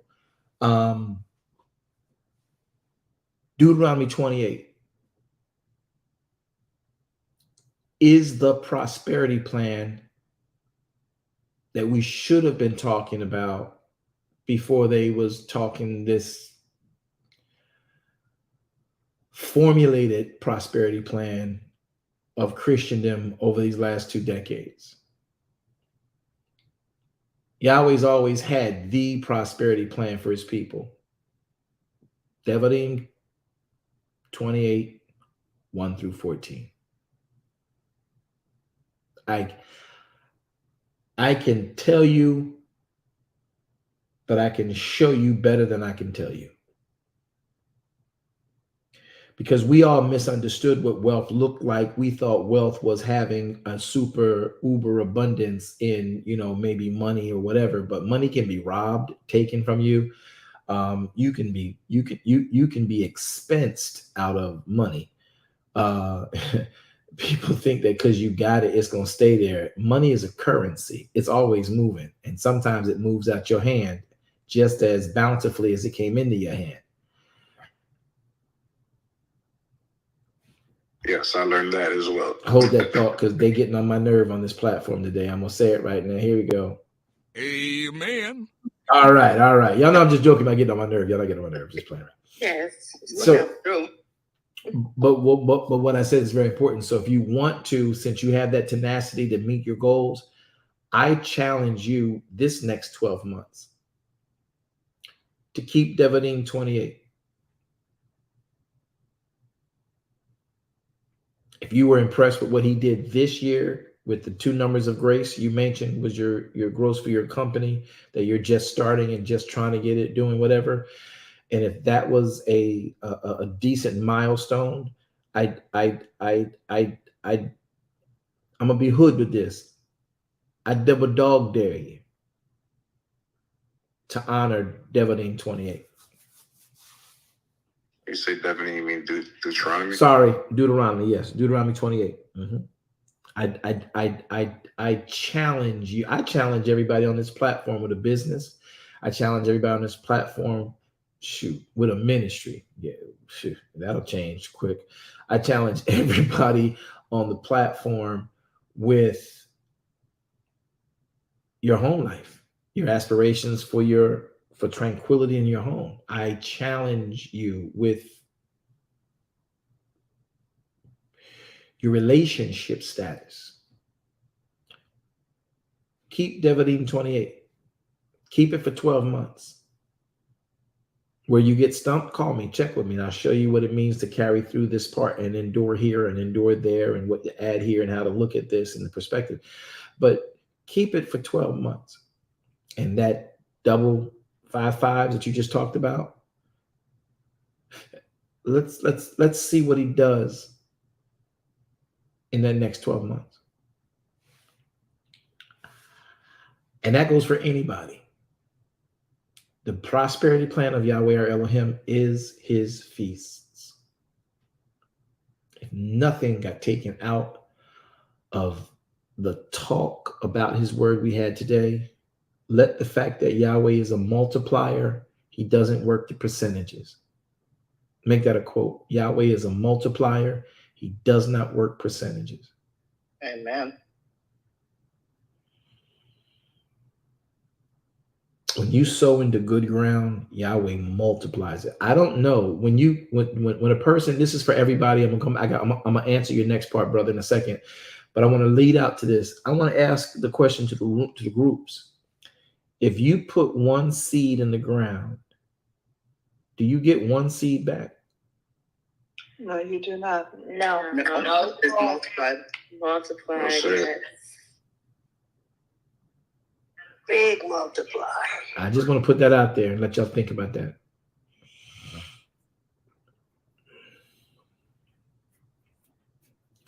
If you guys need to reach me, you know what to do. Go online, go on, you Clubhouse or whatever, and get on the books with Elder Page, and she'll make sure she sets time with you, and we set time. My schedule is busy helping people who want kingdom life manifested. I can never be too busy for that. And the busyness that people say about, well, it's hard to catch you sometimes, is I'm helping others who want kingdom. And sometimes issues develop where their kingdom efforts are challenged by life's presentations. And sometimes it takes a minute to help people to shut down their brain of how they would usually handle this and convert to the way his word says. And like Elder Rogers was talking about, because she would call me with the problems she had at her jobs. And over the years, though I was an and pride myself in having been a manager's manager, and I train managers to be managers for multiple Fortune 500 companies. At end of day, when you're in it yourself and it's personal, you need to know and understand that you have a place you can bounce the idea off of, even the frustration, even the anger and the disappointment, or the success for that matter, and be balanced and be kept on solid, stable ground with someone who will guide you to the word and not look to take advantage of, or then carry your business elsewhere. So that's what we are busy with in this ministry, keeping people with a relationship with the Father and his word, no matter what the world presents to you. So you want to do that, just inbox, get with Elder Page. She'll get you on the books. And Elder Page, when y'all come to get on the books with her, don't give Elder Page no static. Don't talk to her like she's somebody's servant. Don't do it. That's one of the kindest, most powerful, and I must say, based on how some of these conversations go with ignorant people, one of the most humble people I know. Because I know the hood she come from and the hoods she know. And she has learned through the ministry how to let it go, because sometimes she'll call me, can I just punch him in the throat, Apostle? Elder Page, I look, I will nip at their ankles. The short people, I will cut their knees off. Well, do they know who they talking to and about? So Elder Page, she go hard. So if you come to her, please come to her right, because you're coming to me. And if you come to her, you're coming to me. She's an extension of me, and you can't talk to me in any kind of way. So do not talk to her in any kind of way. If she tells you she can make it happen, trust her, believe her. If she tells you it's going to be hard, she'll figure it out. Trust she will. But please don't act like she's somebody's secretary. That's a position. That ain't who she is. And that word secretary does not mean the traditional secretary of just some note taker. This person is a double degreed business mind, masters in multiple issues. And so, so that's what we're busy with. Now, back to the point, if you want to become that way, I challenge you, and I'm willing to guide with you along the 12-month journey, keeping Devarim 28. Not just talking to you like these quote unquote life coaches, but really showing you how the word applies to what presented itself to you, and then how you have to respond to what presented itself to you via the word. As Elder Rogers says, anybody who's ever got counseling from me will know I say this word: did you give thanks?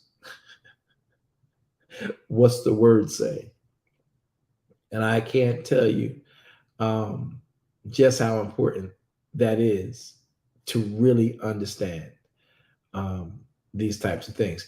Now, as we move forward, to answer your next question, dear sir, your last question was with regard to how do you how do you keep the Sabbath, right? Or in Sabbath, what do you do in Sabbath?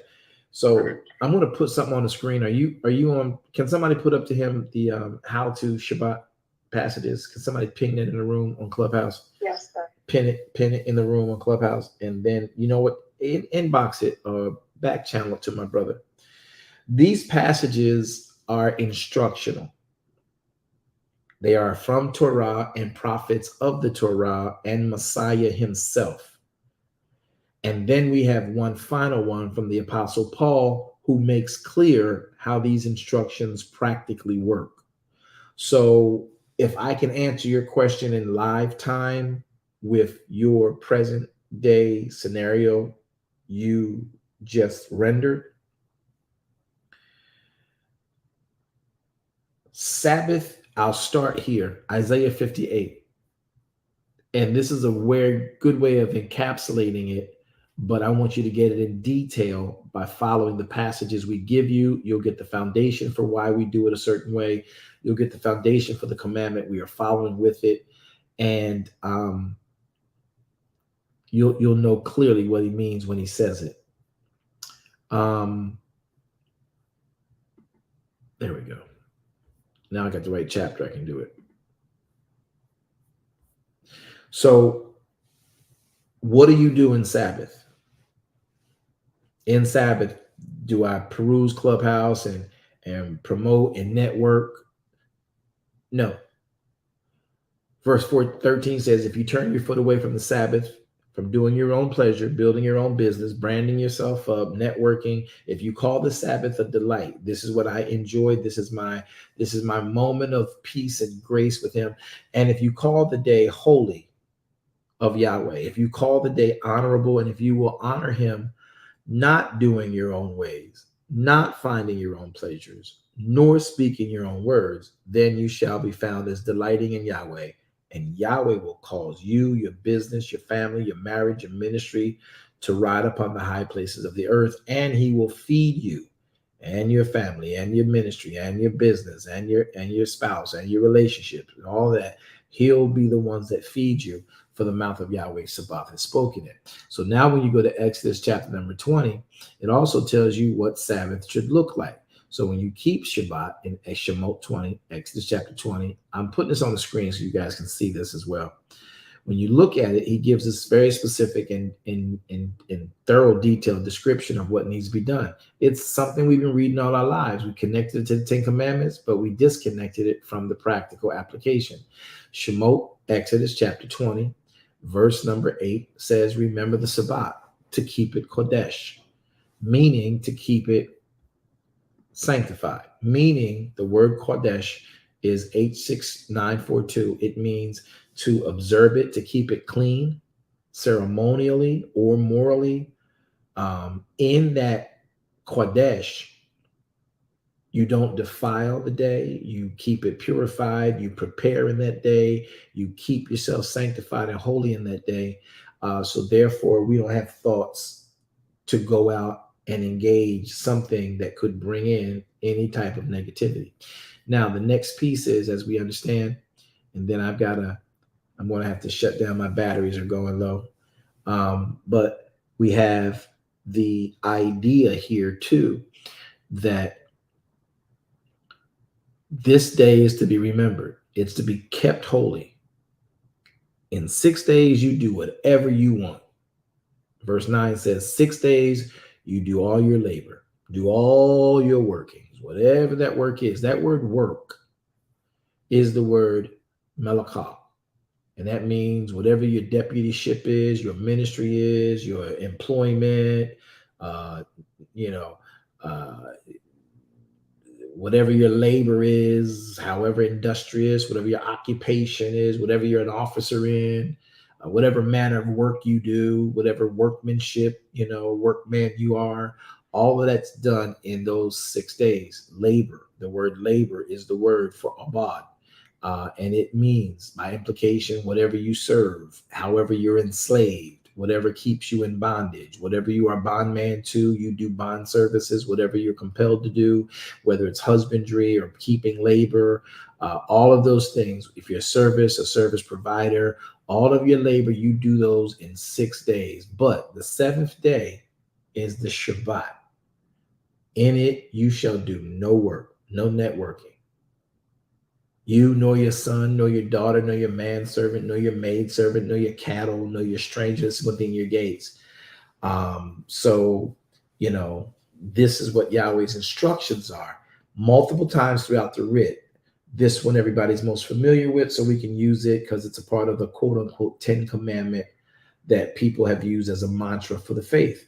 So with that having been said, that's what you do in Shabbat. Now, those passages that should be pinned in the clubhouse room, and prayerfully someone's shot you a back channel with those verses, read them and read them slow. You got a question, contact me, back channel, whatever, back channel, Elder Page, however, get on the books, and then I can take you further into that. But that's basically and thoroughly what you do in Sabbath. So branding, going out and getting and speaking engagements, if you happen to be, someone who does that stuff, if you are a preacher trying to get preaching engagements, if you are whatever, you think, well, it's online, I can just go ahead and make this application, turn my CV in, or turn in a resume. All that stuff is contrary to what he says to do. You're on these social media streams only, in this case, only because I'm all over. I'm on 5 different continents. So what happens is when I open my Bible up and I say, I'll share my studies with you, that's why I'm on, to talk about Elohim alone. No marketing about anybody's books, anybody's detox, no disrespect, no anybody's products or any of that stuff. This is the day we give ourselves to Yahweh as his product so he can take and revise us. So when we come out, the revisions done up to us will be revisions that will be imputed into our companies, into our income streams, into our relationships, into our ministry efforts. And those revisions we get that Yahweh updates us in, they get transferred into whatever our hands are connected to. Does that make sense, Chris? Makes perfect sense. And I just want to follow these instructions. So today doesn't really count because I kind of broke that rule. So I'm going to make it my business to, God willing, make it a better time on Saturday, next Saturday. And well, actually, here's how Sabbath works. Sabbath is from Friday at sundown until Saturday at sundown, just FYI. And I know we always heard within Christendom, oh, Saturday, Saturday, Saturday. It's actually Friday at sundown until Saturday at sundown. Those are the 24 hours that Yahweh wants us to come and rest in and unto him. Hope that helps, my brother. Yes, sir, yes, sir. And I wanted to share one thing. Real quick. The word change, that is something that I have here in my room. When I was looking at it yesterday, the same letters that make change also is the same letters that make Christ. And it's also the same letters that spell Yahweh. 1, 2, 3, 4, 5, 6. So I thought that was dope. All right. Change, Christ, Yahweh, it's all the same amount of letters. Gotcha. The letters. Yeah, I feel you on that. Good point. All right, man. Thank you so much for your leadership. Six is also a number of man. And when you have 6, that means that the earthen aspects of life are completed and encapsulated in that. That's why the word Yahweh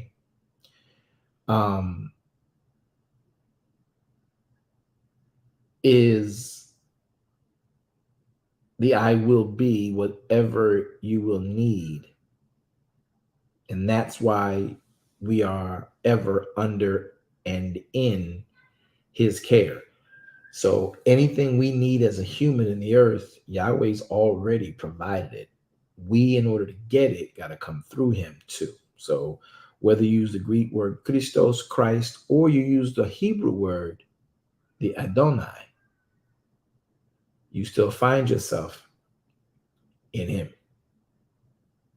Because everything in your flesh, everything in your humanity requires his covering. It is dope, doper than you think. Well, if you want to chat more about it, get on the books page or contact you, and your contact page, and she'll get back in touch with you, and we'll go from there. Great talk, Chris. Thanks for adding value, and you're welcome. Sir. You're welcome here, bro. All right, who's next in queue? Brianna. Brianna, shalom, Shabbat shalom, beloved. What you got? Shalom. Well, I just wanted to say, last night I had a huge trouble going to sleep. I don't know what it is. I was wrestling with a lot of things in my mind.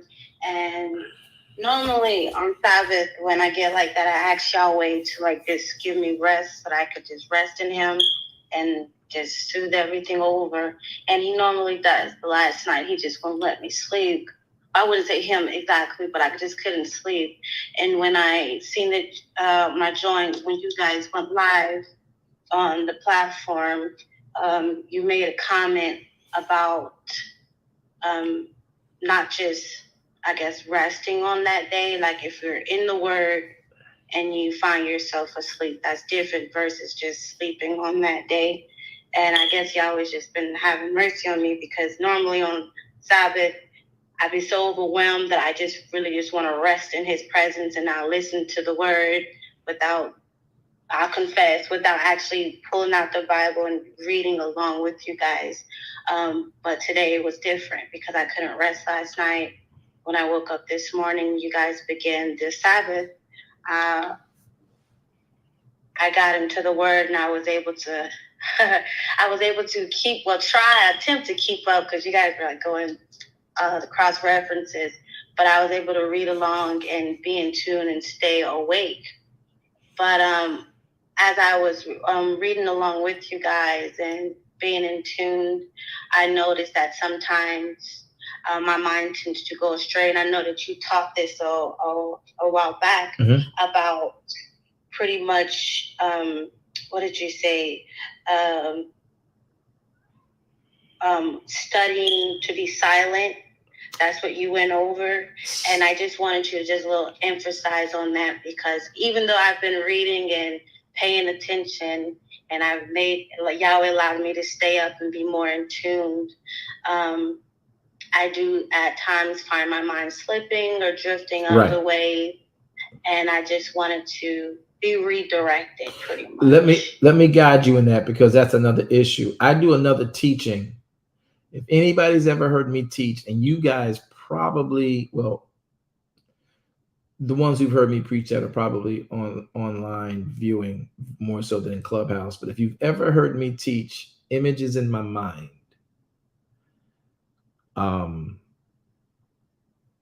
beyond the other sermon that's immensely popular, The Truth Behind the Storm. Images in my mind is like neck and neck with Truth Behind the Storm. And I've not taken the opportunity to teach that to this new group that we've had, because everybody knows that we taught it for so long. But I want to refresh images in my mind. But I want to say to you, in light of that like we talked about going to sleep in the Sabbath, it's perfectly fine. The Sabbath is a day of rest. But the rest is not just like the physical rest, like, okay, I done worked, and now I'm just gonna go to sleep. I've been to the gym, I did all my gym work, I did all my hard work, I did all the labor work. Now I'm gonna go to sleep. I'm gonna sleep all day, the whole day. You can do that, but that's not what rest means. But when Yahweh wants his time with you, that's when you get restless, because he's trying to get you and direct you to go to the Word. And usually when you go and you understand that, when I find that when I can't sleep, especially in the Sabbath,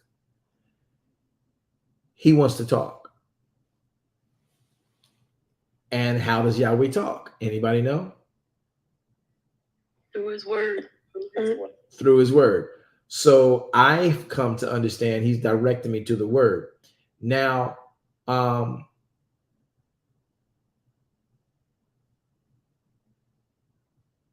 it's not so much the listening to the Word on my devices, though that's cool. It's, for me, opening up my books, flipping through those writ, finding other cross-referencing points, using the computer, all of those mechanisms, because it becomes, he wants to stimulate my brain. He wants to fill a place that when you're restless because you're not full. And he wants to fill you. So he gets your attention and he tries to direct you to the food you need to balance your life. So for anyone, Brianna, you're not the only one on this call going through that. I ain't calling you not special, but you ain't special. I'm just putting it out there that way. Okay. Because and many people don't know how to explain this. Many pastors are like, yeah, that's just God. Go and sit with him in the fourth watch of the night. Get some oil Get your doily. Put your Watch. doily on your head, the fourth watch of the night, and just be sitting there, Father God, we come to you, Father God. No, he wants to talk to you. He don't want you up in the fourth watch of the night praying for nations. He wants you. He doesn't want you up in the fourth watch of the night praying for this and praying for that. He wants to talk to you. And he wants you in his word, because you have to be filled so that where you're going, you don't gas out. Because you never know what your next week is going to hold. So many people I've learned, to the many people listening, I have learned that when I become restless, in particularly the Shabbat, very seldom is it in a Moedim, but definitely the seventh day Shabbat, even I can become sort of kind of mundane with the studies that I'm rendering you guys, and opening up some of the things we talk about to answer. We go deeper, he and I, right? And sometimes he's calling me to that. And I'm like, I want to go to sleep, or I want to do this. And he's like, he gets me restless in my soul, and I got to come back, grab his word. I've learned when that happens, it's like going to the refrigerator. We talked about it before. And you wake up in the middle of the night and you're feeling hungry. You want something. You go to the refrigerator, fully stocked. You go to the cupboards, fully stocked. You got all the beverages you need, and you're like, what do I want? And your body's really craving for water, or to let you know something. Getting that level of discernment can only come from Hebrews chapter 4, verse 12. The word of Elohim. It's sharp, it's quick, it's powerful than any two-edged sword. So that's right, Tangelia. Restless means you're not full. So you have to feed on the word of Elohim. Let him fill you up, because where you're going to probably deliver a blow to you. And if you take a blow on an empty stomach, it can knock you out. But if you take a blow on a full stomach, your density is repelling, and you have the armor on.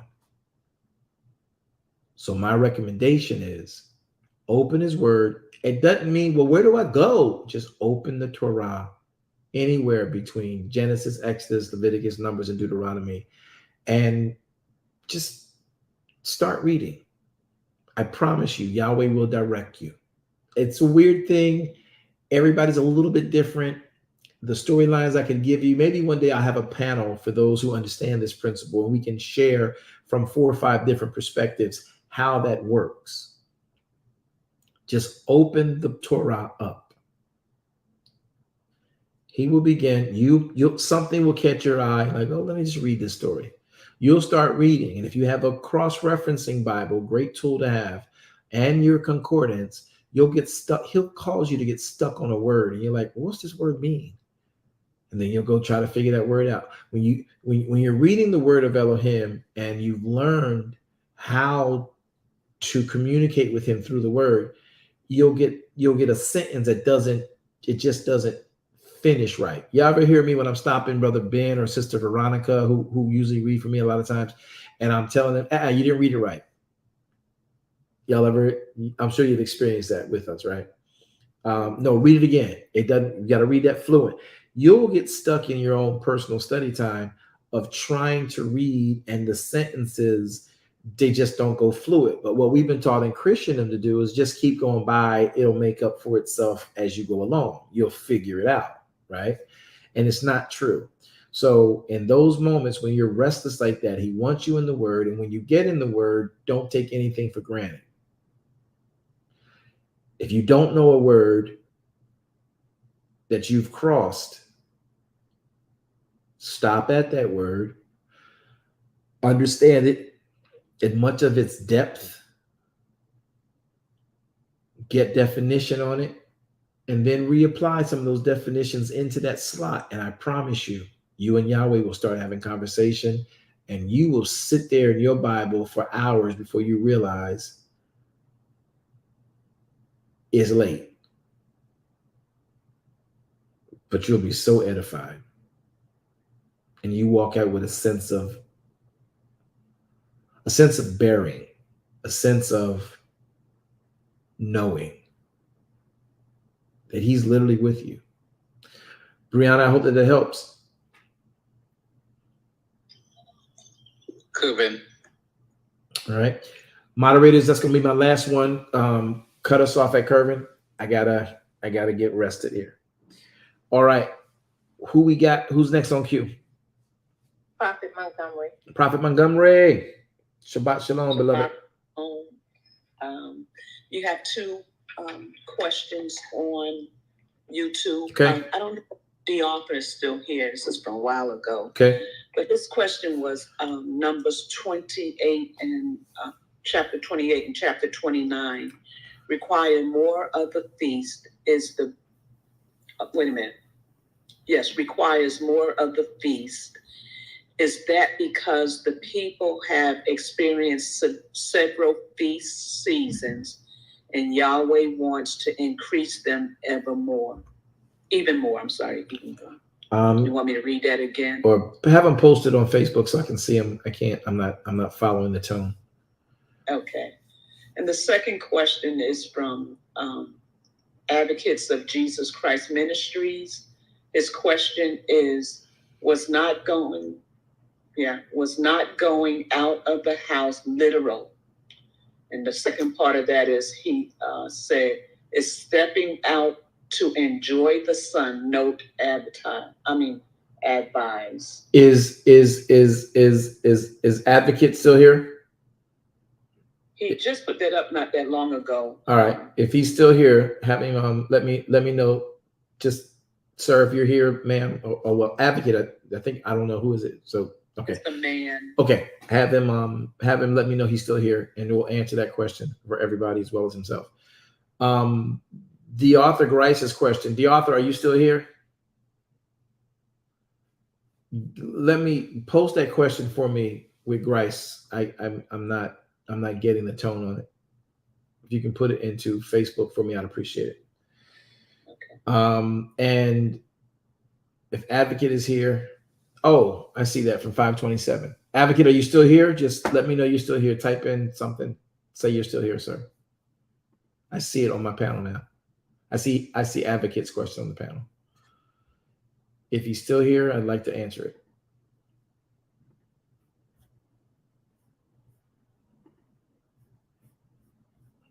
He hasn't responded yet.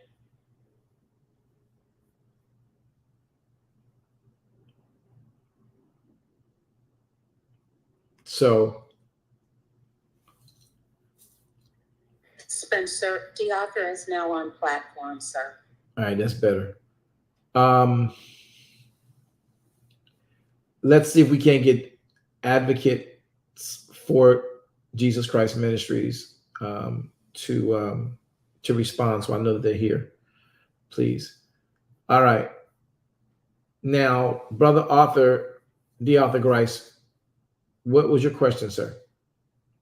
Yes, I was in Numbers last night, and I was reading through 28 and 29, which is concerning the feast. The feast, correct. Okay, in Numbers, he requires as far as our giving. So the question I was asking, since the Israelites had gone through so many years in the wilderness, and they had gone through several feasts, with Yahweh requiring more, was he trying to get them to a higher level? The Yahweh never requires more. He requires what he requires. And Christendom keeps telling us that, he requires more. He never requires more of what he said.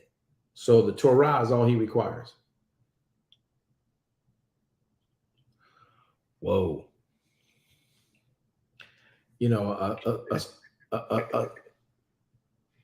A song that we sang, by a noted, not secular, but mainstream Christian prophetess.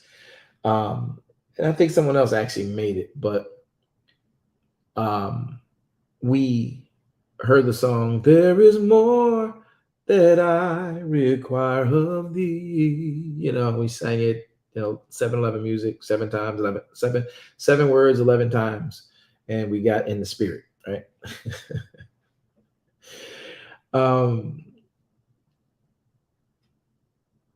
Yahweh doesn't require more. He said what he said. Not one jot, not one tittle will pass away before all these things be done. Yahweh does not require more of us based on what his instructions are for us. Now, where him requiring more of us, it would be best applied when we're not doing what his word said. Now he needs us to do more of what his word said. So if he gave us, just for an example, 10 things to do, and we're doing 3, he's requiring us to do the 7. Does that make sense, bro?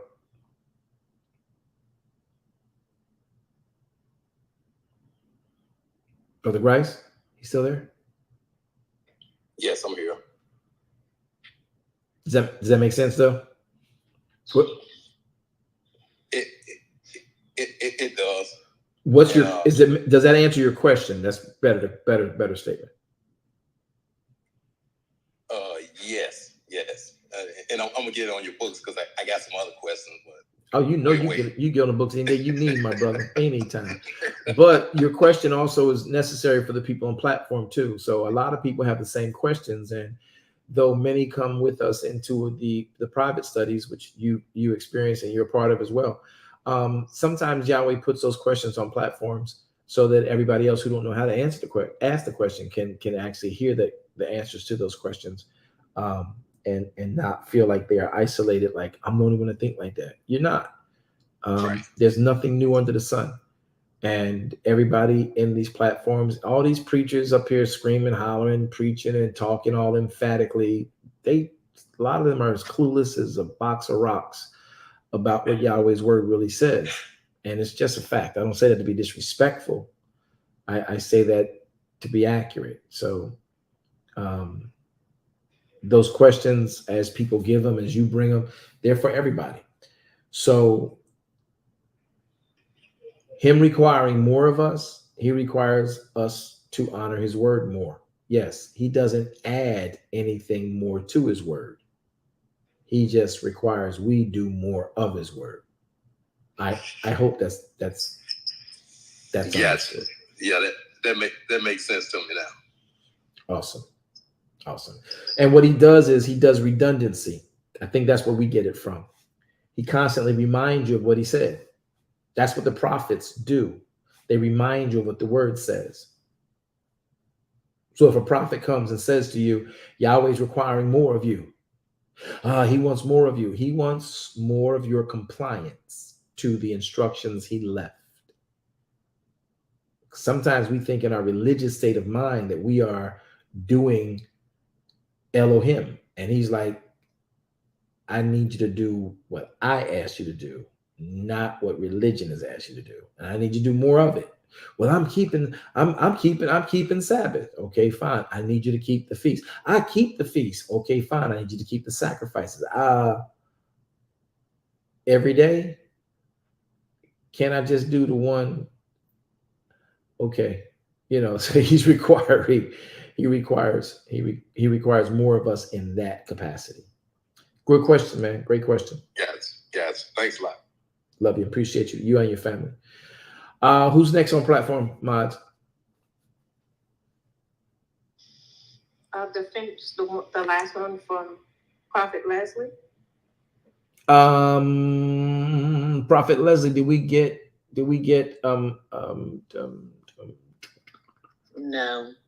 no response? All right, for those of you who already know, if you see them, you can put and someone send him a cue of how to Shabbat, give him the passages for how to Shabbat, and emphasize Exodus 16.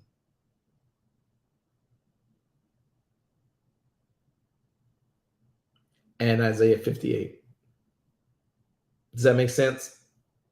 Whoever takes that challenge. Since it's there, send a text back. I think if you respond to a text in those platforms, the person will they'll be notified that there was a response. So I give permission to have the how-to Shabbat rendered them, and then if they have any other questions, you can contact me via, whatever platform you're on, and we can study privately, or you can come back on and we can ask it openly again. But give them the passages for, and you know what? I'm finding a problem. Give them the passages and tell them to read them from the KJV.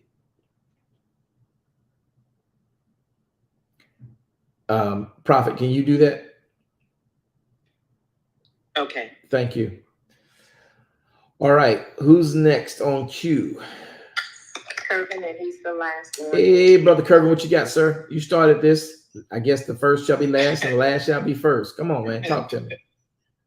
Yes, brother. I just want to give you thanks for the time and the opportunity given us to, just chill on the Sabbath and talk about the word, and let's get this rock enlightenment.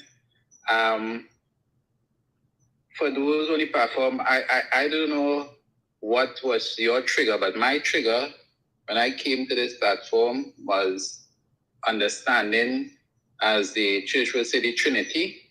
Mm-hmm. Once, and that was the first day that I tuned in. Once I heard that was the blooming for me of the flower.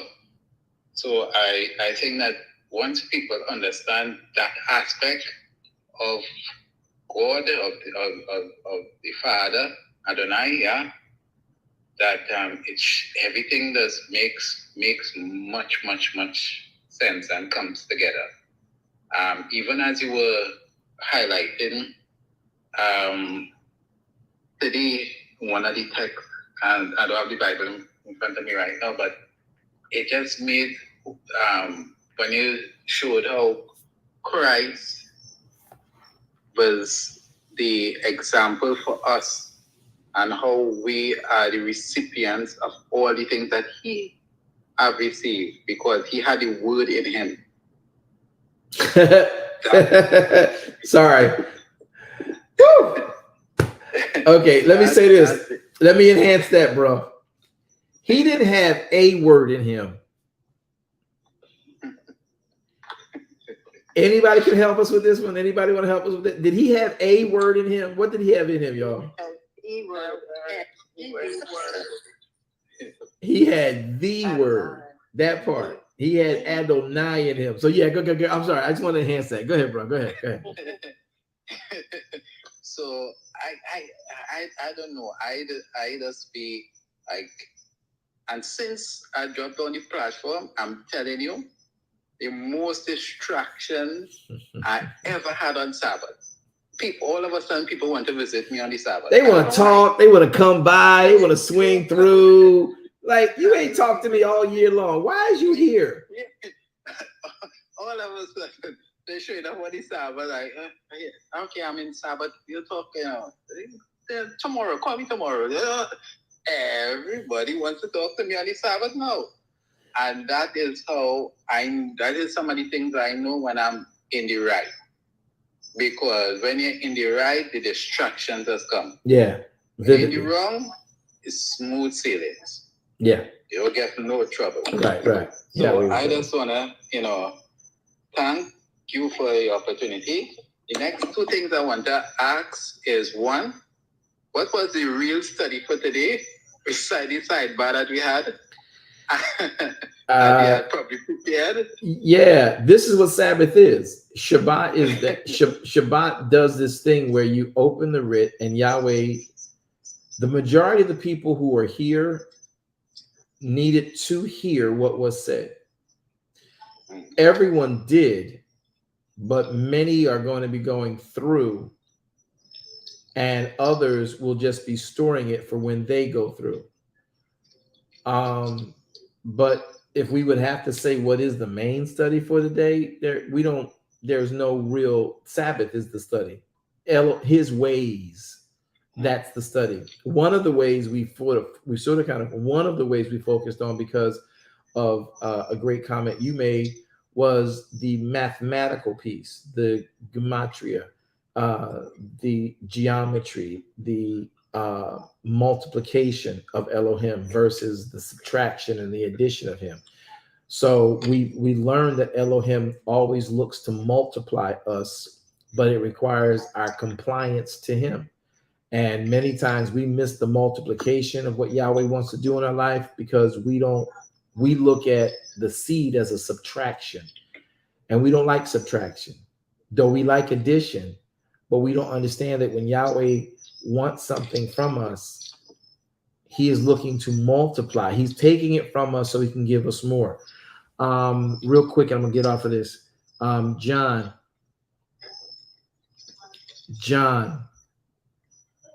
14.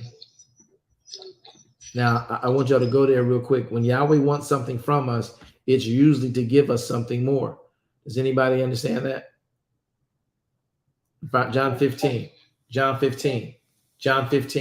I'm gonna put it on the screen for you guys to view it. John 15 goes on to say these words: I am the true vine. Yahweh is the husbandman. Every branch that is now giving me attention, every branch that is now in me that starts to bear, that does not bear fruit, Elohim will take it away, right? And then every branch that is bearing fruit, Yahweh purges it. That for the purpose, the sole purpose, that it may bring forth more fruit. So he purges one so it can bring forth more. And that is another element of his ability to multiply us when he says subtract this from you, it is not a subtraction from the value of you. It is a doorway to a multiplier for you. That would be something I think everybody needs to learn and understand.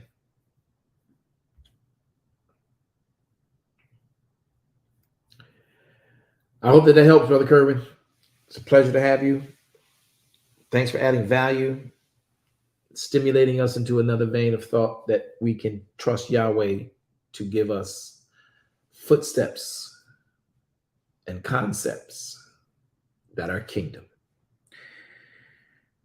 Sir, you wanted to refer back to the rich young ruler. Oh yeah, the rich young ruler. The rich young ruler. Where were we when we talked about him? Oh, he didn't understand. There you go. He didn't understand. The rich young ruler, and I want y'all to get this. The rich young ruler did not understand that Messiah wasn't asking him, as we've told you guys before, you've heard me teach all this many times. He wasn't telling that rich young ruler to sell all he had and give it to the poor. But in the idea where we were mathematically about the rich young ruler and how he played into that relativity, how he was relative to that situation, is all he saw was subtraction. When Messiah said, sell all you got, give to the poor. All he saw was subtraction. Not realizing that Yahweh was trying to multiply him. He was already rich in that region, in that area. And Yeshua was like, Adonai through him was like, listen, you've done all this. You followed Devarim 28. You hear that, Chris? You followed Devarim 28. up till this point. Now you're favored. You're seeing the rewards of Devarim 28 because you've kept the Torah from your child up. Look at you. Now, let me take you higher.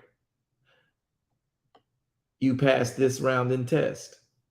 Now, take all you have, sell it, give according to Torah to the widows, to the orphans, to the helpless, to the strangers, and to the priests.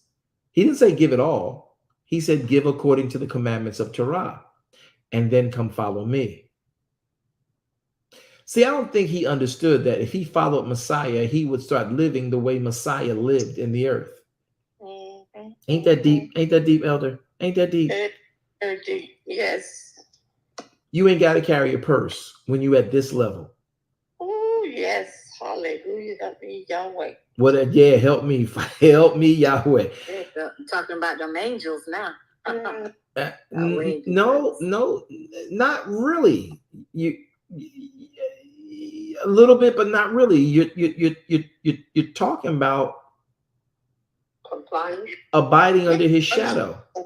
Yeah, you understand the way. So yeah, you do it again. You can do it again. You can duplicate this again. Hey, yes. It doesn't matter where he goes. If he's got now he can sell the farmland that gave him his seed and gave him his gift. And now everything that he is a seed in his pocket. And he don't even really have to carry that seed in his pocket because it's now in his psyche. Yes. He can duplicate himself anywhere. Sell all you got here. Because where I'm going, foxes have holes, birds have nests, and birds have nests, and foxes have holes. But the Son of Man doesn't have a place to lay his head. But wherever we go, Yahweh will get it done. Yes. Mm-hmm. So if you want to hang out with me, as you say, and be with me, fine. Sell all you have. Come follow me. Yeah. And you'll see how we roll. You see how we... Yes, hallelujah. You see what we do. You see how we get down. And all he could see was subtraction. Yes. And that's how many people are in the faith when it comes to the feast. All we can see is subtraction. He went how many lambs? How many days in a row? Right. What? All we see is subtraction. First thing we do is, well, I got this much, and the lamb is that much, and you want 7 of them, and then you want first fruit, and then you want. That's all we see is subtraction. We have no idea that what he's saying is that's an investment. That's a multiplier. Somebody say, my Pesach compliance is a multiplier of my life. My Pesach compliance is a multiplier of my life.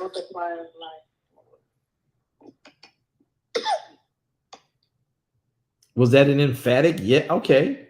You too. I was all right, okay. Cool. It's a multiplier. It's not a subtractor. I can't tell you. Well, there's enough on here now, enough of y'all over the years y'all been following us that will tell it. But you know the problem, it's not a problem. The issue that makes it look like it's a problem is that those that are getting the multiplication, they can't tell you. Because people didn't want to hang out with them because of the multiplication and the result of that. And they're like, yeah, I can't tell everybody what he and did. Because I get vultures and roaches and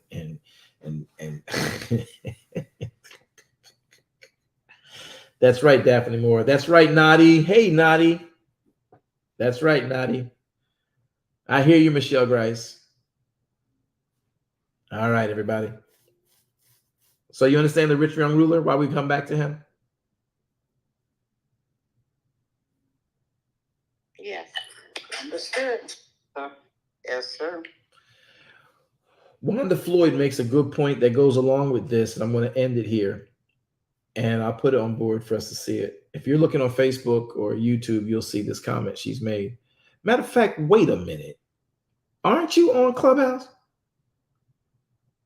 That part, Wanda. Yes, sir. I am on Clubhouse. Get her, Elder. Get her, Elder. It wasn't a question. It was a statement. Didn't make your statement. I was basically saying that's why I love every time we read Isaiah 58:14 because of the heritage of Jacob and what was on his life. No matter each time that Jacob had to start all over, he didn't trip because of the blessing that was on his life. Yes. That part. The dew. Didn't you tell us about the manna? That's true. That dew. Yes, the dew of heaven. He had the dew of heaven, that part. Mm-hmm.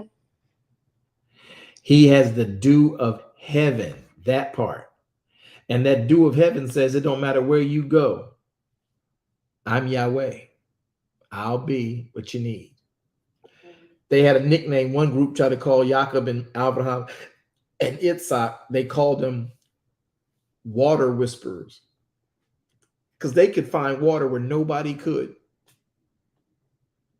They could dig wells. That's why the whole thing of Messiah meeting the woman at the well was so important.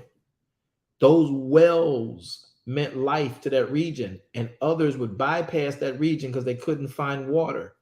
Somehow, this dew of heaven, that was the blessing plan Yahweh put on Abraham. He passed to Yitzhak. Yitzhak passed to Israel. Yahweh says, I'm going to feed anybody who keeps Sabbath with that ability. Do y'all know that that's what Messiah had on his life? Yes. And he was trying to give it to the rich young ruler? Come on, Apostle. Mm-hmm. Amen.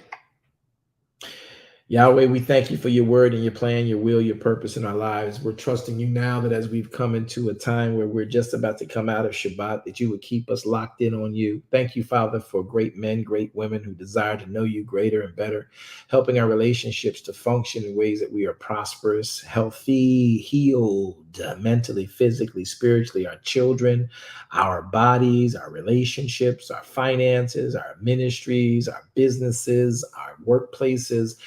Father, everything about us. And we honor you this day. Thank you for making this day. Thank you for making Shabbat. This is the day, Yahweh, you have made. We will to rejoice. We will to be re-strengthened and be glad within it. Now to you. Now unto you. Now unto you, who is able to keep us by your word from falling. We ask you today to grace us by your spirit and by your purpose and by your plan. You alone are holy. Regurgitate in us all these things that we've heard and we are hearing, that we might come back and glean from them and be sustained. Now may Yahweh bless you and keep you all. May Yahweh make his face to shine upon you and be gracious unto you. May Yahweh lift his countenance upon you and grant you all 13 attributes of his shalom. This I earnestly pray for you and over you. And I hope to see you again in Shabbat. Remember, we got Sabbath coming up. We got Pesach coming up in April the 4th at sundown. We got a whole 4 good, great days of that. You should be off work, out of work, scheduled, budgeted, everything. Budget your time, budget your finance, budget your mind, budget the people around you, set your space so people know I'm on a DNR. I'm sorry, a DND, a do not disturb these days, right? And stick to it. I don't care if they bring that $4 million contract. You give Yahweh praise above your own birthday if it falls on the same time of his day. That was a little rude. What was that? Not meant to be, but I'm going to give him praise. That was funny. That was funny. Just an honor. Hallelujah. You're like, okay. Because any of you, anybody's day can fall on a high holy day, you know, and that's an important thing to keep in mind. All right, so we're going to let you guys go. Listen, it's been a joy and a pleasure. Remember, tomorrow we're talking about the feast. For those of you who want to know more about the feast, it's an in-depth conversation, in-depth dialogue about the feast. And then Wednesday, we're right back here with the tour of duty eschatology. You need to learn about this. Did y'all enjoy Wednesday's study? Yes. Yes. Absolutely. Yes, and how about, in fact, well, Sunday, you should have been in Sunday's Pesach as well. So come back tomorrow, 10:35. We'll be dealing with that. And we also have a Monday proceeding word that you guys might find very interesting and needful, particularly if you're in the kingdom.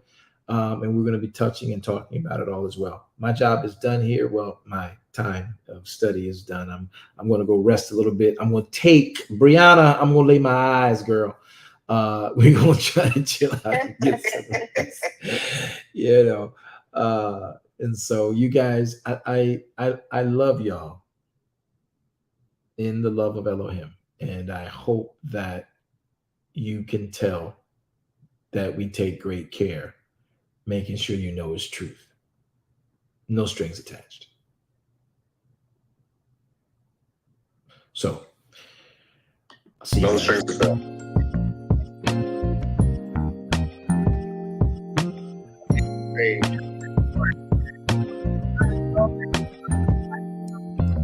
If you need truth, this is the place for you. Don't need to complicate it. It's best to keep it basic. Open the book, the word itself approved. He's Alpha and Omega, the answer since the early ages. What you should do is learn about the greatest. Just so you know, our door is always open. Let's study together instead of debating. Share our differences. Let love heal all that's broken.